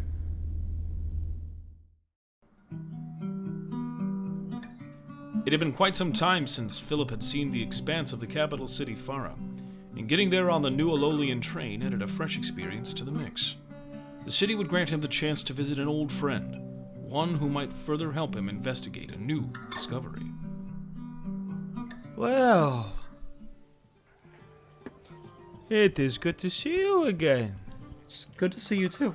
It's been a while. A very long while, yes. Well, long relative to other lives, but Sit down. And he sort of gets up, he dusts off his beard a little bit and his grade. He's got a few more grays than the last time you saw him, but it spatters. he says, what brings you back to Farah? No, a couple things. Well, two things, really. Mostly I wanted to talk to you, briefly. I suppose there's actually, three things. I suppose the first is, are you doing alright with the, recent developments? Oh, yes, I mean, war can be expected, but still be terrifying, but, no, I am well. I'm doing good. Okay. I mean, we will definitely have business, and we will see a nice uptick to things, but I don't think we'll, try and, how do I say it? I don't think we will be too worried about what happens to these two guys. Okay, well that's good. I just wanted to make sure you'd be safe. And the second thing was I wanted to thank you for your kindness that day that we first met, directing me to Ulankar. Oh, you made it. I ended up making it there, and I met family that I didn't know existed, and it's really been a whole journey of discovery since then.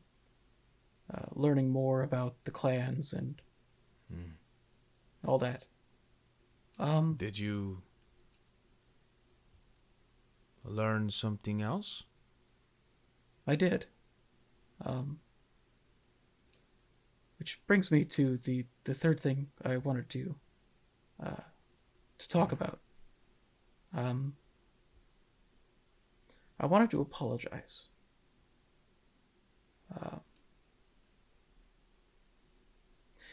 Upon arriving there, I learned more of my lineage of my family's past and things that happened. I learned that they had fallen on hard times due to the actions of my father, and I also learned that the Pavarish clan had fallen on worse times as a result of his actions. And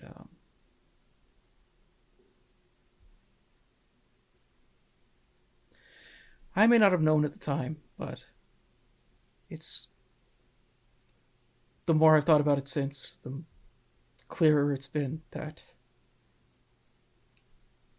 well, that you knew, and for you to do me that kindness. I appreciate it greatly.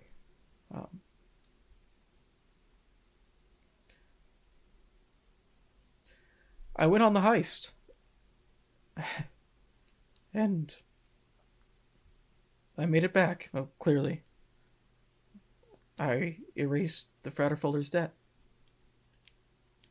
And they're able to start healing, they're able to start growing again. And I don't want it to stop there. I would like to help bring back the Pavarish, if that's something they want. I've been looking for information about where they may have gone, and the Fraterfullers have... I spoke with Philateri. He's in charge now, after Angum's passing.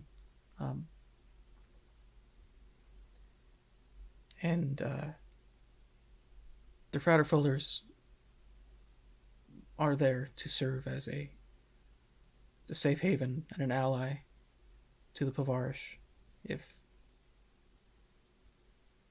there are any who desire it.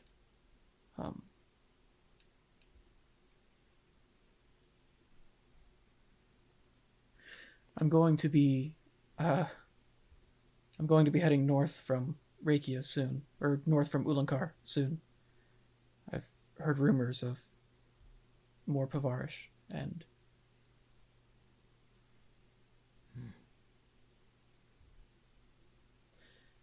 I just want to make sure that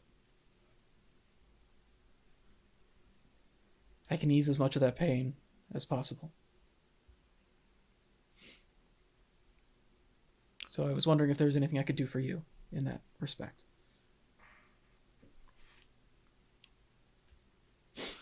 Well, you are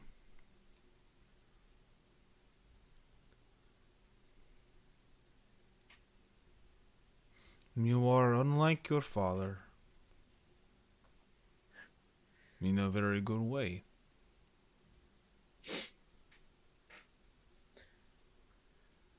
I didn't do it out of kindness, I will be honest. I was hoping you would...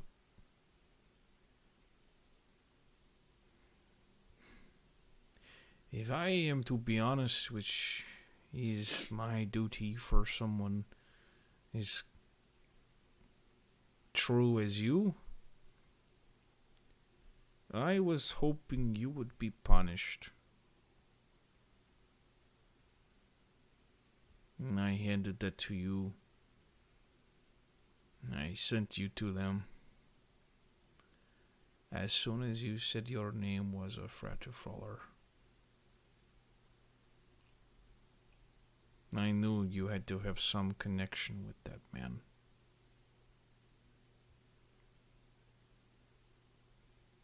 And as soon as I handed that off to you and you left, I thought I would feel peace, but what I felt was regret. And I felt pain. For the truth was, as I had used my own pain to try to put it on someone else.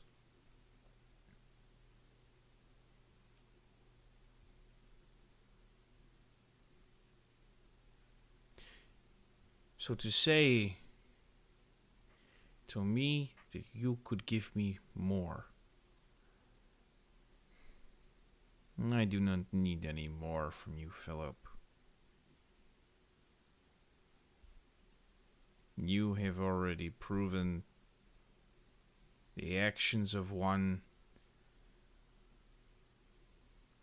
do not speak for the actions of others, and I thought I learned that lesson long ago. I hadn't until you showed up. What a blessing it is to have that lesson before I go. To be along with with Moradin and the halls of our father.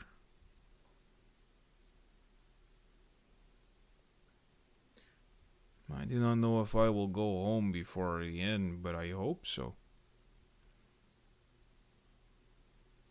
My family, yes, they suffer, but I was here when they did.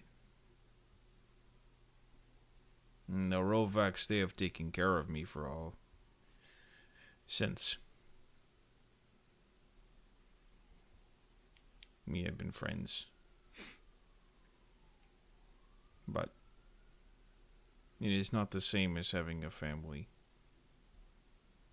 And I will be honest, I was too grieved and too bitter to hope or think that I could find more. When you are placed or displaced from your standing, the way my family was, they strip from you everything.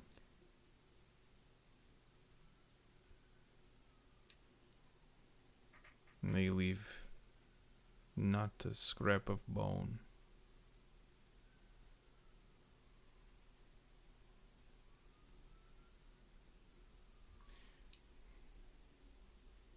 I hope you find more. I know what I will do. You ask me how I feel about this war, I don't care now.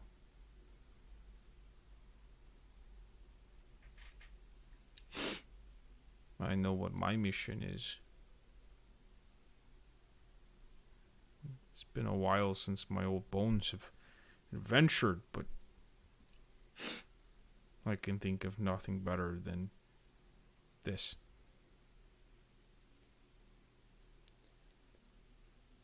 Philip Frutterfuller, I wish you all kindness and goodness and luck on your journey. Because you gave... If you take nothing else from this, remember that you gave me a second chance before you even did anything else.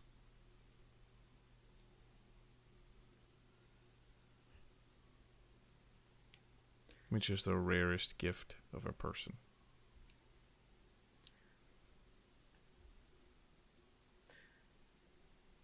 I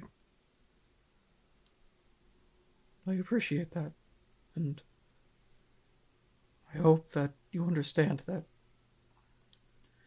whatever your initial intentions had been,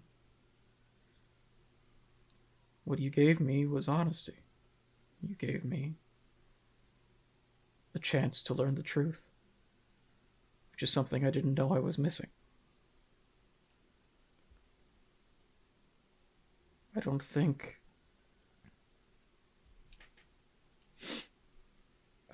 I'm done becoming the individual I need to be yet, but I think I'm a lot further along than I was because of what you've done. I thank you for that.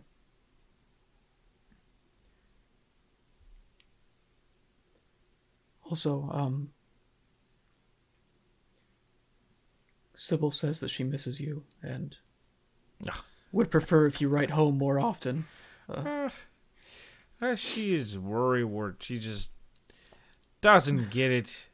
I have many things, and look at all my friends. And a couple of people are like,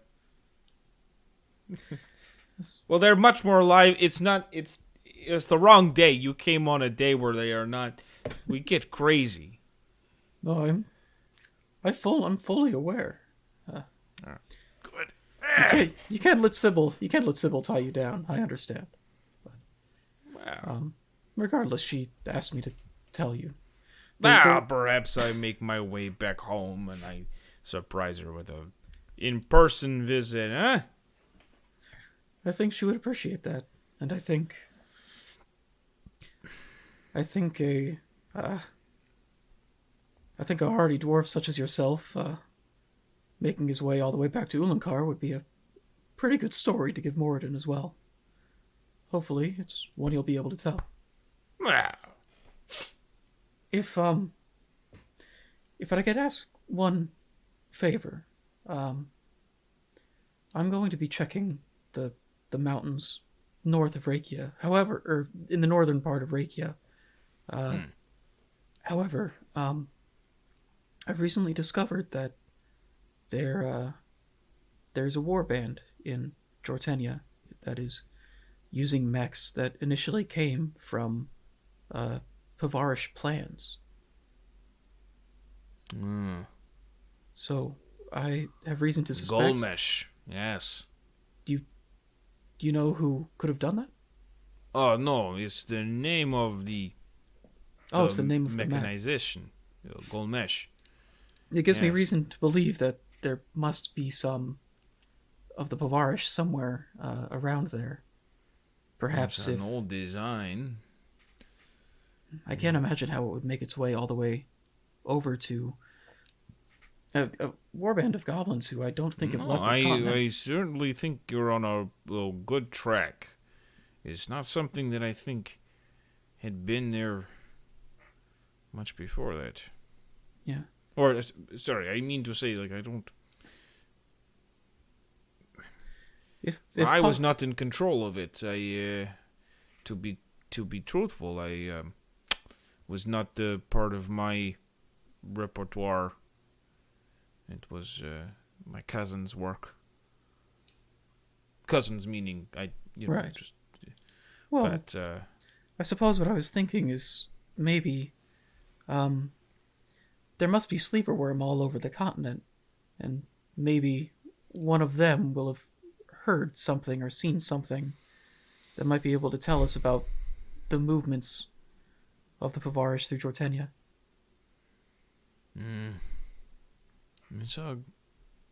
It's not a bad try. I will get in contact with them. I will see if there is not anything that we could ask them to try. See if we can maybe figure out if there's any leads in that way. Yes, I will do this. I appreciate it. There's a large weight off my chest today. Do not get your hopes up. Oh, there were not many of us to begin with. Yes, but just to know that there'll be an effort being made is it's more hope than I've had in a while. I can agree. I had not thought to look for more. It just never was a possibility. Well, I think it's something we can do now. And, yes. As much as I'd love to stay, I really should get moving. I've got a long ways to go, and... Oh. Already? Well, I suppose I won't be able to get back on the train until the morning, so I could stay the night. You're more than welcome to stay with me. Yes. Oh, I can't account for the taste of it, but we'll do what we can. I guarantee it's going to taste better than what I've had on my elk for the last week. Following evidence he happened upon in his dealings with Rakia, Philip journeyed to the northern stretches of the mountainous country, the frigid air biting every breath. As he neared the outpost of Thalthorum, a trio of orc riders met his pace, towing a mighty monster. The one in the front has like this big sort of like anchor against his shoulder and is pulling along the horse, and the other two are also kind of like on the opposite shoulders, pulling this giant carcass, and kind of like looking at this heaping form of a monster. You can tell that it's something like it's something that you've read about before. You can't quite place it, but as they sort of move by, you're kind of catching the attention of this. Like they're not trying to outrun you or anything. They're just moving a little faster, and they have these like call signs on the pauldron of a symbol of Balinor as they kind of like push forward. Huh. And so they're heading towards Thalthorum as well. And the one who's like leading kind of notices you, starts to slow down and match your pace. And as they kind of like... You get a better look at the monster they're dragging. It looks like a Remmerhaz, one of the ice creatures of the tundra. Kind of like this like weird centipede-like creature. And as he's pulling it along, he's just, "Hello, friend." How are you doing? "Oh, we're doing all right. You headed to Thorum?" Yeah, actually. Huh. What's your business? It's reconnaissance for one of the clans back in Rakia, or back in Ulankar. I see. Yeah. Just another day of work. Yeah. Wow, that's you really did a number on it. He kind of like points to his chest, and you can see like this like scarring and scoring of like acidic burn, and he's like, "We got hit too, don't worry." Reconnaissance, huh? Which clan? Yeah. Fratterfuller. All the way out here. Sure. Well, we're looking for old friends, more or less. Oh, yeah? Yeah. Not many people up here who have friends. Well, that's partially why I'm coming out here to see if they're all right. Friend got a name? The Pavarish, in general. Yeah. I don't know anybody named Pavarish. Not out here. We've been out here for about 5 years. We're a band with the Huntsmen, and this kind of rings a bell. It's a guild you've heard of a couple of times, primarily made of orcs. It is a sort of like a monster hunting guild, like that. That's kind of they go out of their way and they themselves are tied to Balinor, yeah. Like yes, generally speaking. like cool. Yeah, like the Huntsman. Yeah, that's kind of what the name is derivative of. And it's mainly for that. It's the sport of the hunt is kind of what they do, but they also push it towards the good of the community. Right. Trying to like they go more towards regions like this where there's less civilization to protect them. Mm-hmm. So they kind of just like it's more like coexisting with the land and not exactly like trophy hunting. No, exactly. Yeah, it's like they don't want to go out of their way to hunt. They want to do it for a purpose. Cool. It's like why you wouldn't find them in like the Weightless Gorge or whatever necessarily. You'd find them more towards this kind of area. Sure. So he's like, well, yeah, we've been here about 5 years, never heard or seen a Povarish, but You know, our commander's been here for a bit longer than we have. Well, you know, our field team is only got out here, like I said, about 5 years ago. So, like, if it's before that, then who knows? All right. It's possible. Any chance your commander would be open to conversation, or they? Yeah, sure. Yeah, I mean, we're bringing this in, so we got other work to do, but I don't see why they wouldn't. She's fairly accommodating, so it's hard to reason. Yeah, we got to help out the clans. Come on. Yeah. Hey, I'd appreciate it. Any friend of Balinor is a friend of mine. And at this time, he like notices your shield, and he's, oh, well met. All right. Yeah. Well, I mean, I wasn't really all for the, the fertility stuff, but there's some good stuff with it. Yeah, and there's some messages. Well, with any book, you gotta pick and choose the passages you like. You know. Let me tell you, there's a yeah, I get you.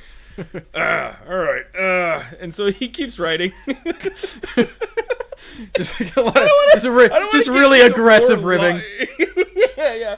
I think also like starting to sound like a blue collar sketch. Yeah, that's what I was about to say. It's like it's getting like very dangerously close to like locker room talk. And I don't want that at all. Not for Philip and not for this character that I like. Like, nope. Not even for a joke. So to bring it back on track. Yes. The name's Philip, by the way. No. I mean, I usually remember my name. Just give me a second. Yeah, name's Taruk. He points to the one on the right. He's like, that's Vor, and that's Burr. Nice. What sort of weapons are they carrying on them? Do they seem...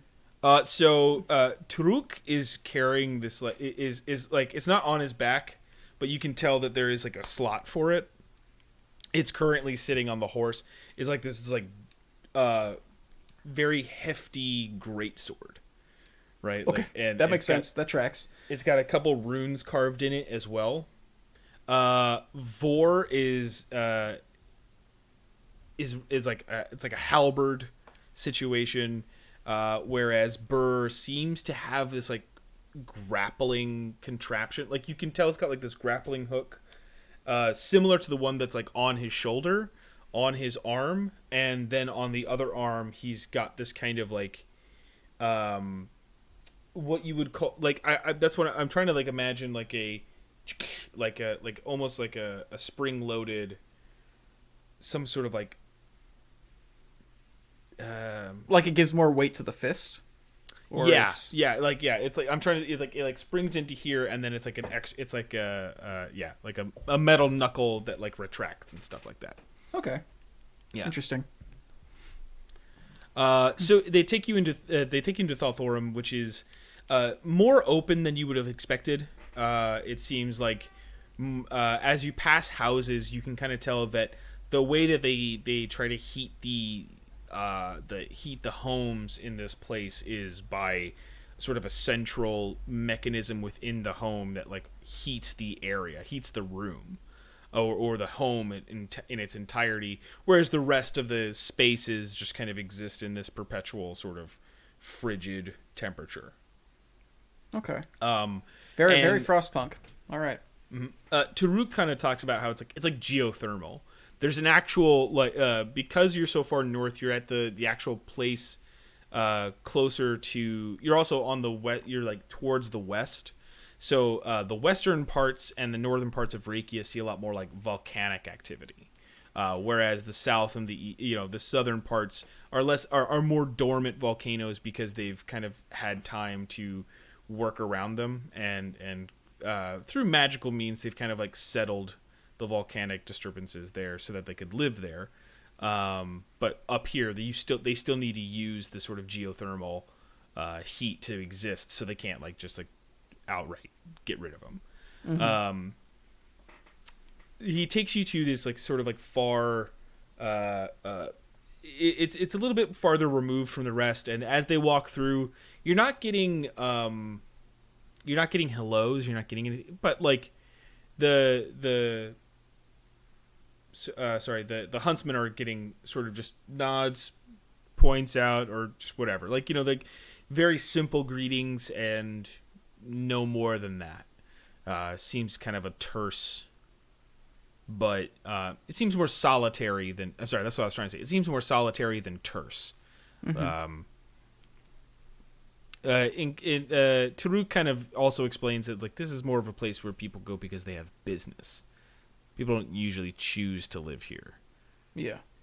It's why some of the houses look temporary, or they're very, very bare bones. And so, getting into the hut, the commander is sitting there, kind of already by the making food. She's got this eye patch, and she's got this like cool like mohawk with like faded sides, and she turns to you. They're all kind of been wearing these like big fur, sort of like how you have as well.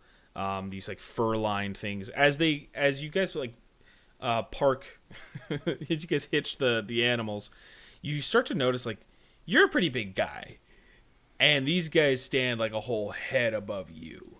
Like even Burr, who is the smaller one, is still pretty up there. And so Burr's the knuckle guy. Yeah, Burr's like he's okay. And so they step in and they say, "Akural Nuram, we got a guest." And she looks to you, and you can kind of see the weathered look to her as well. She definitely it seems older, not venerable or anything, but just older. And she's,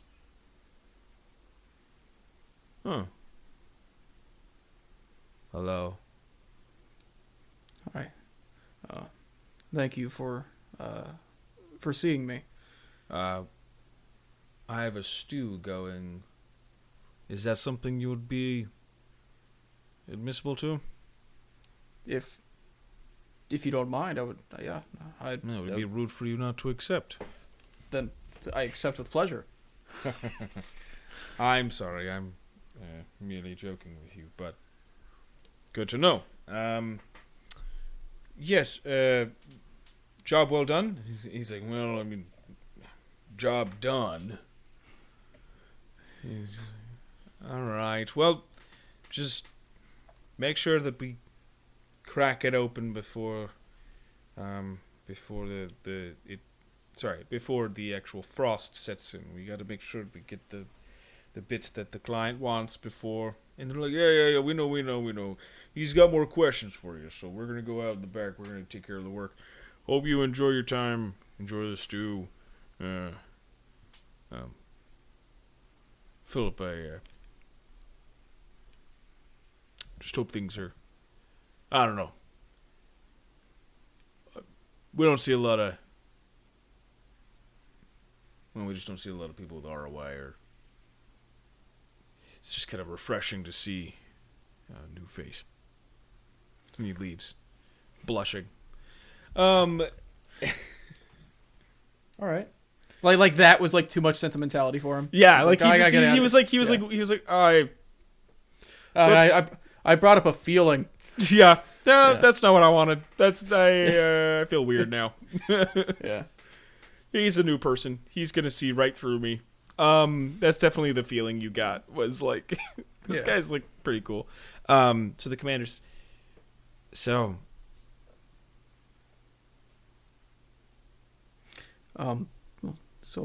first, hello, I'm Philip. Philip Fratterfuller. I'm with the Fratterfuller clan, and I would hope so.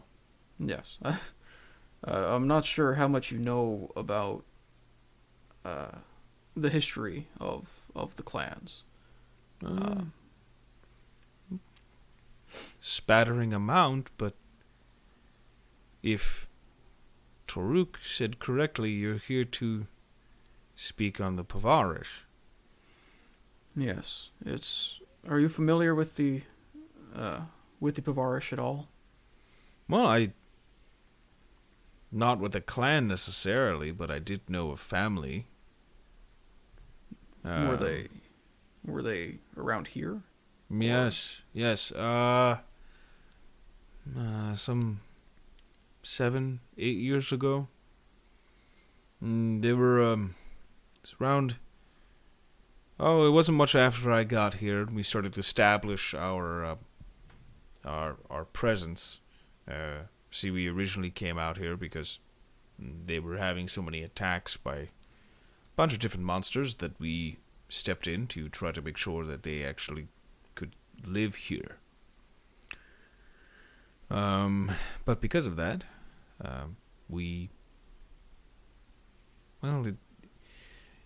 it took a while to get anything, but the Pavarish were also out on the outskirts. They were not actually in the city. They weren't in the actual outpost. They were about a mile away. So I always had to make a route over there to double check on them. And I don't know, just one day, their home frosted over, pillaged. And something got there. I couldn't tell necessarily exactly what, but well, a few days later I found a Remmerhaz in the area and took care of it. And sort of assumed that would have been it. But I don't know.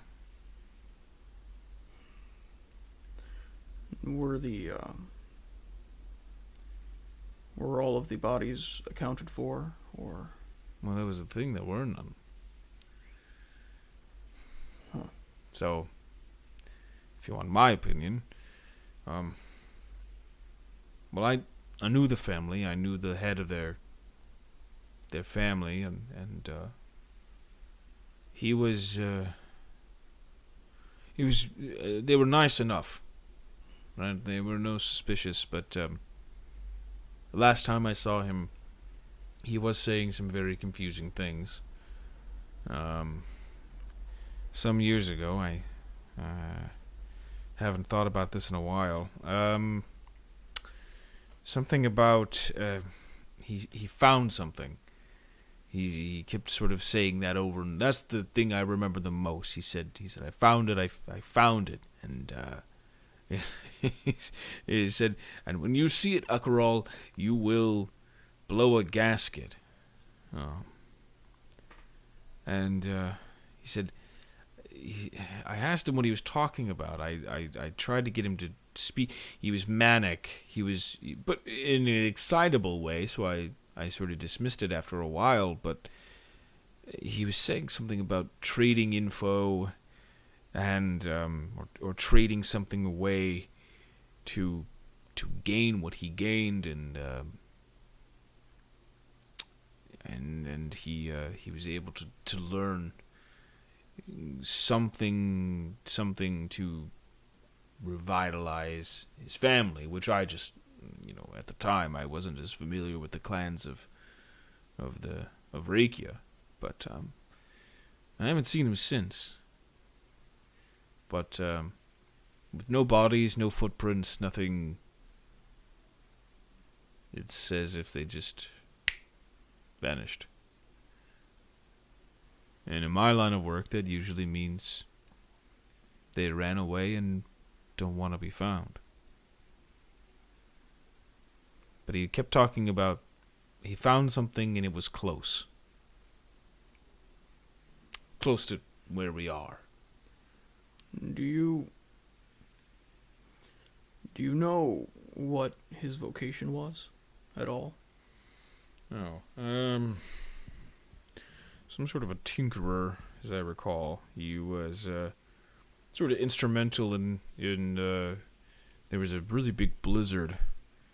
I think our third, maybe our fourth year here, maybe a little bit sooner than that. This is really disastrous blizzard, and he was the one who kept the heating vents on. He had 2 girls, 2 daughters. and he had a son. Wife had died years before that. Sort of just a family living in the frigid waste. You know.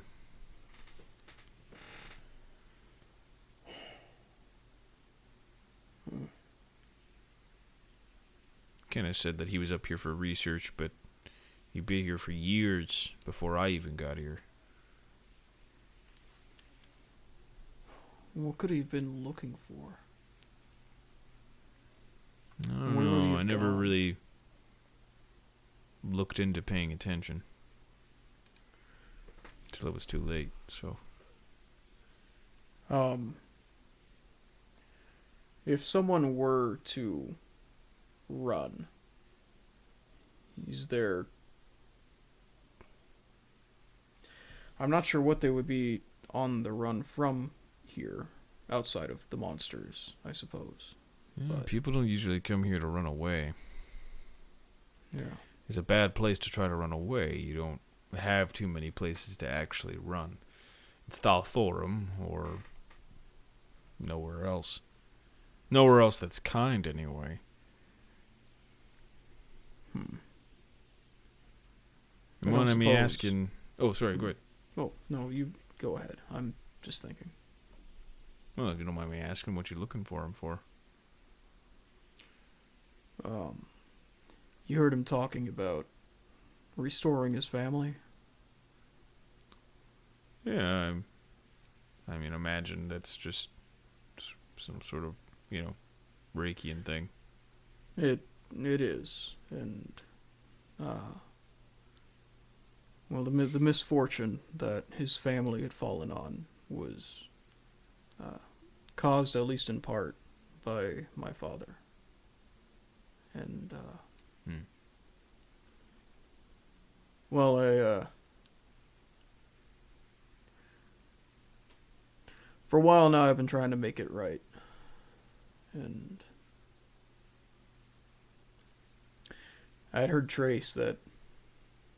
I heard a rumor that there had been Pavarish in this area. I suppose I was hoping I might be able to find them.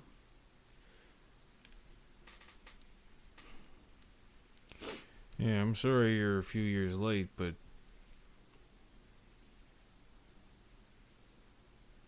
I don't know. I don't know how much more help I can be. It's understandable. To know that they were even here in the first place, to have confirmation on sure. that is plenty.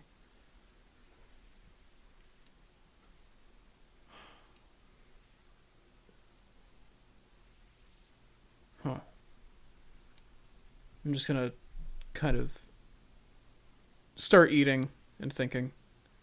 Not like ending the conversation, but just filling No, time. she's also contemplating. You're bringing up something that she hadn't thought about in years, and you can you're like, even in the silence, you're getting the impression that it's like, this is somebody coming back and bringing this up again is kind of stirring that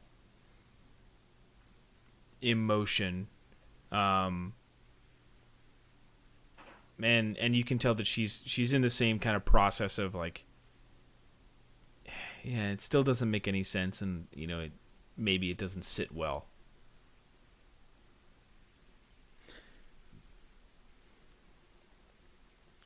You really do a phenomenal thing out here for these people.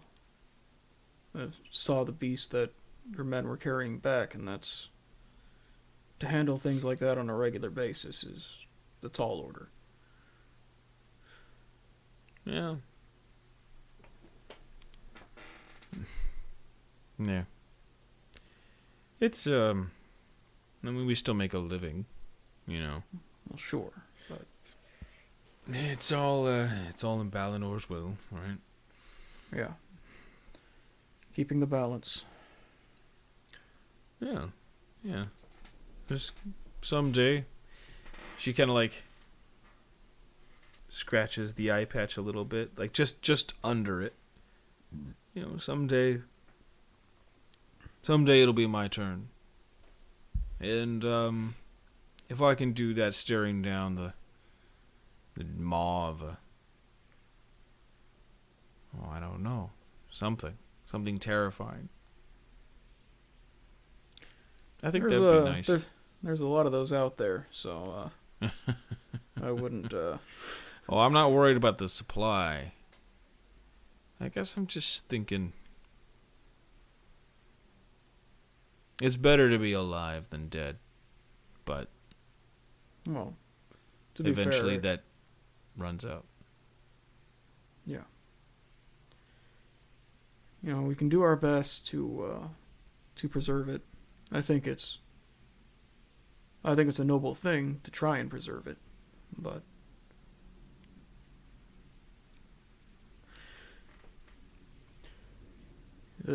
it always runs out eventually, and learning to be okay with that it's not an easy thing, but it's necessary if you don't want to go mad. Yeah.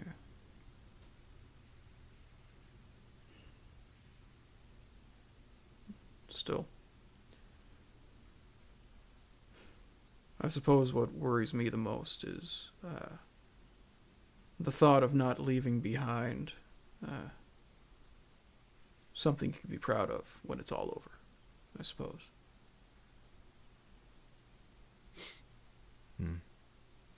And she kind of... There are a few windows, right? It's not totally enclosed necessarily, but it's like windowed, paned. And you can see the three others kind of still doing it. There's a point where you can kind of tell like they're bickering with each other, and you can kind of hear a few shouts or whatever, and then laughs, and they kind of like jokingly, kind of just a little bit of a smack around, but like it's not even like actual trying to hurt each other. It's just ridiculous. And she's like, well, I think it's just about deciding what you leave behind. Because you'll leave something. And I know that you want to say that you can be proud of, but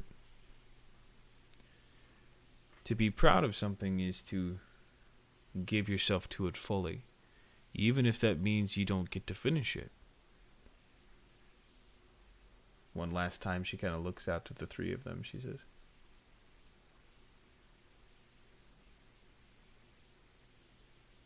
"Yeah." Do you mind if I ask a few questions about another topic? You still have stew, so go for it. That's fair. Better eat slowly then. What skin tone is this similar to mine? Have these folks been? Yeah, for sure. Yeah, it's sort of like a duller grayish sort of tone. Okay. She's definitely close to yours. Yeah. Okay.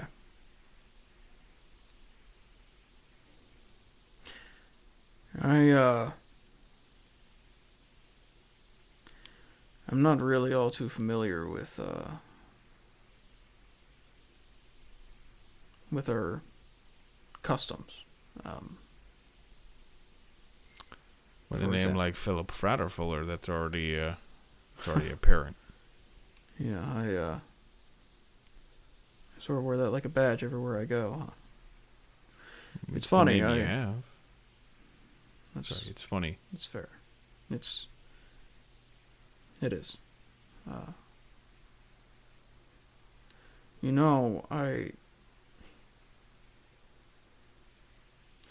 I spent a lot of my youth wondering what was wrong with me that I look and sound the way that I do. I grew up believing I was a gnome, if you can believe it.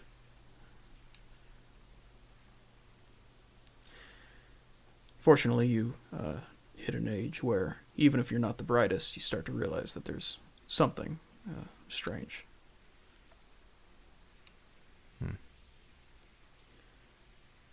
I don't really have a lot of answers, though.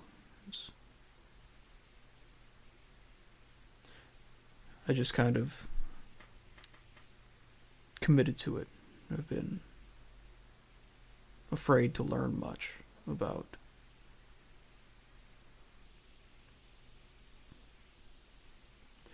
well, I don't know. I suppose I want to say about my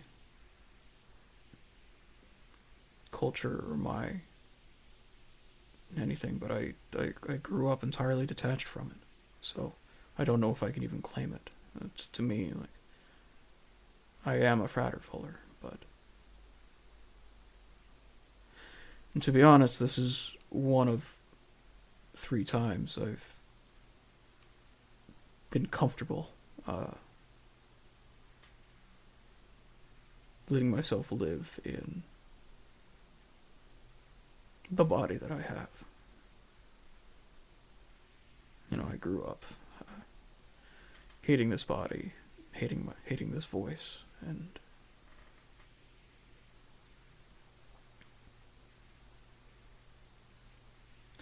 it's funny. I've known that it's needed to change for a long time, but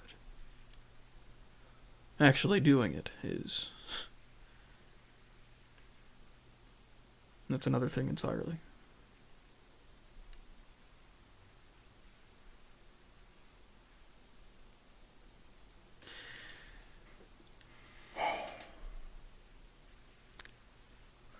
She sort of sits up and sets the stew down. Points to herself. Akur al numur. No, sorry. Akur la norum.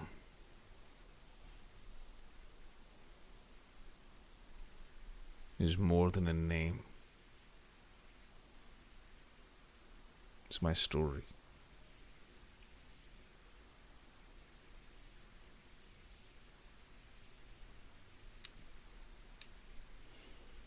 If you want to know your culture, it's to know your story. And she kind of... she positions herself closer to you, right? And sort of takes your hands and says, Philip Fratterfuller.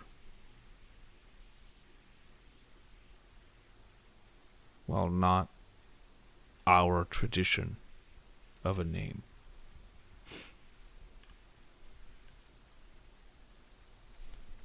To me and mine is a story.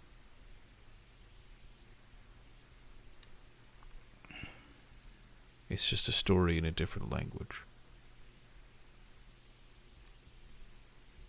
That's the richness of it. It's a unique language.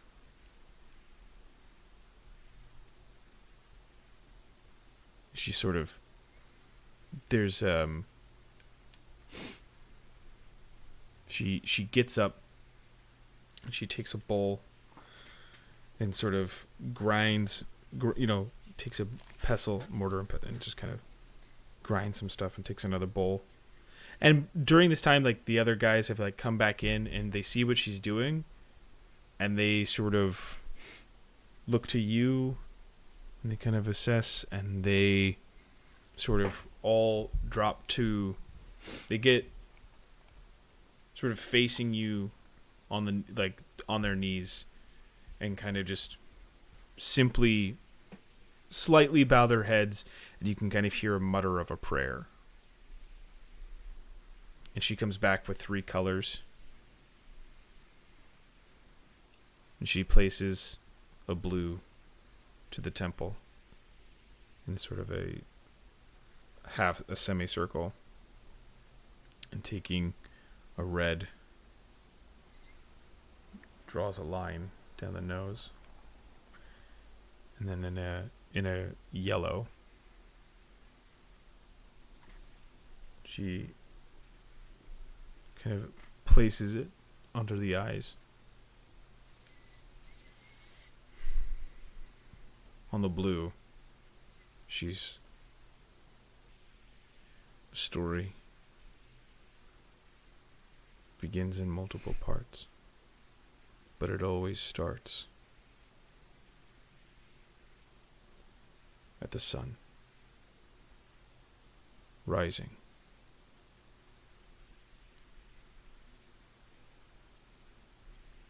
And with the red and the hardships we face, draw a firm line between who we are and who we want to be.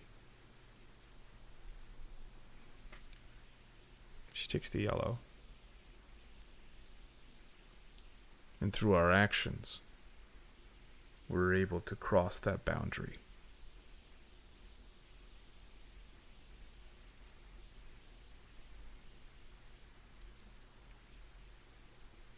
She places her hand with the 3 different colors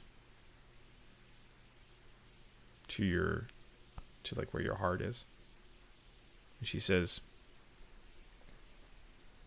"That is our story, Philip Fretterfuller, as it is yours."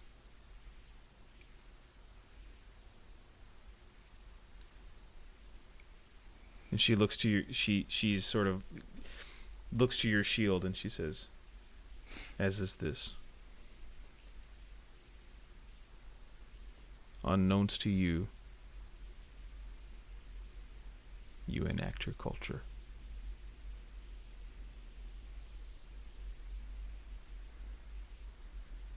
And she bows her head and just kind of continues to pray. It's in Orc, so you're not really understanding. I'll match though, like silent. I'm not gonna try to say anything, but I'm just going to. Just you match in your own prayer. Is Yeah. There's a brief moment at the end of your prayer where you feel a warm, sort of gentle, small hand just kind of gently grip yours. And it's over in almost an instant, but there is that.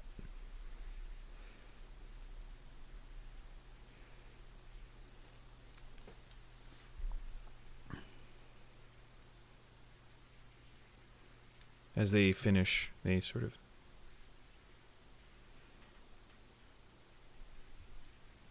"It is a real pleasure to meet you, Philip."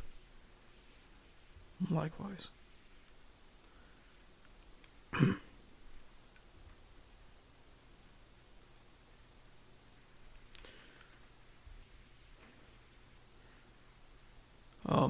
I might be around for a little while. We might need your help. I would be more than happy to help. I just want to make sure I do my due diligence. And Well, I'll take you over there. We'll investigate, see if there's any...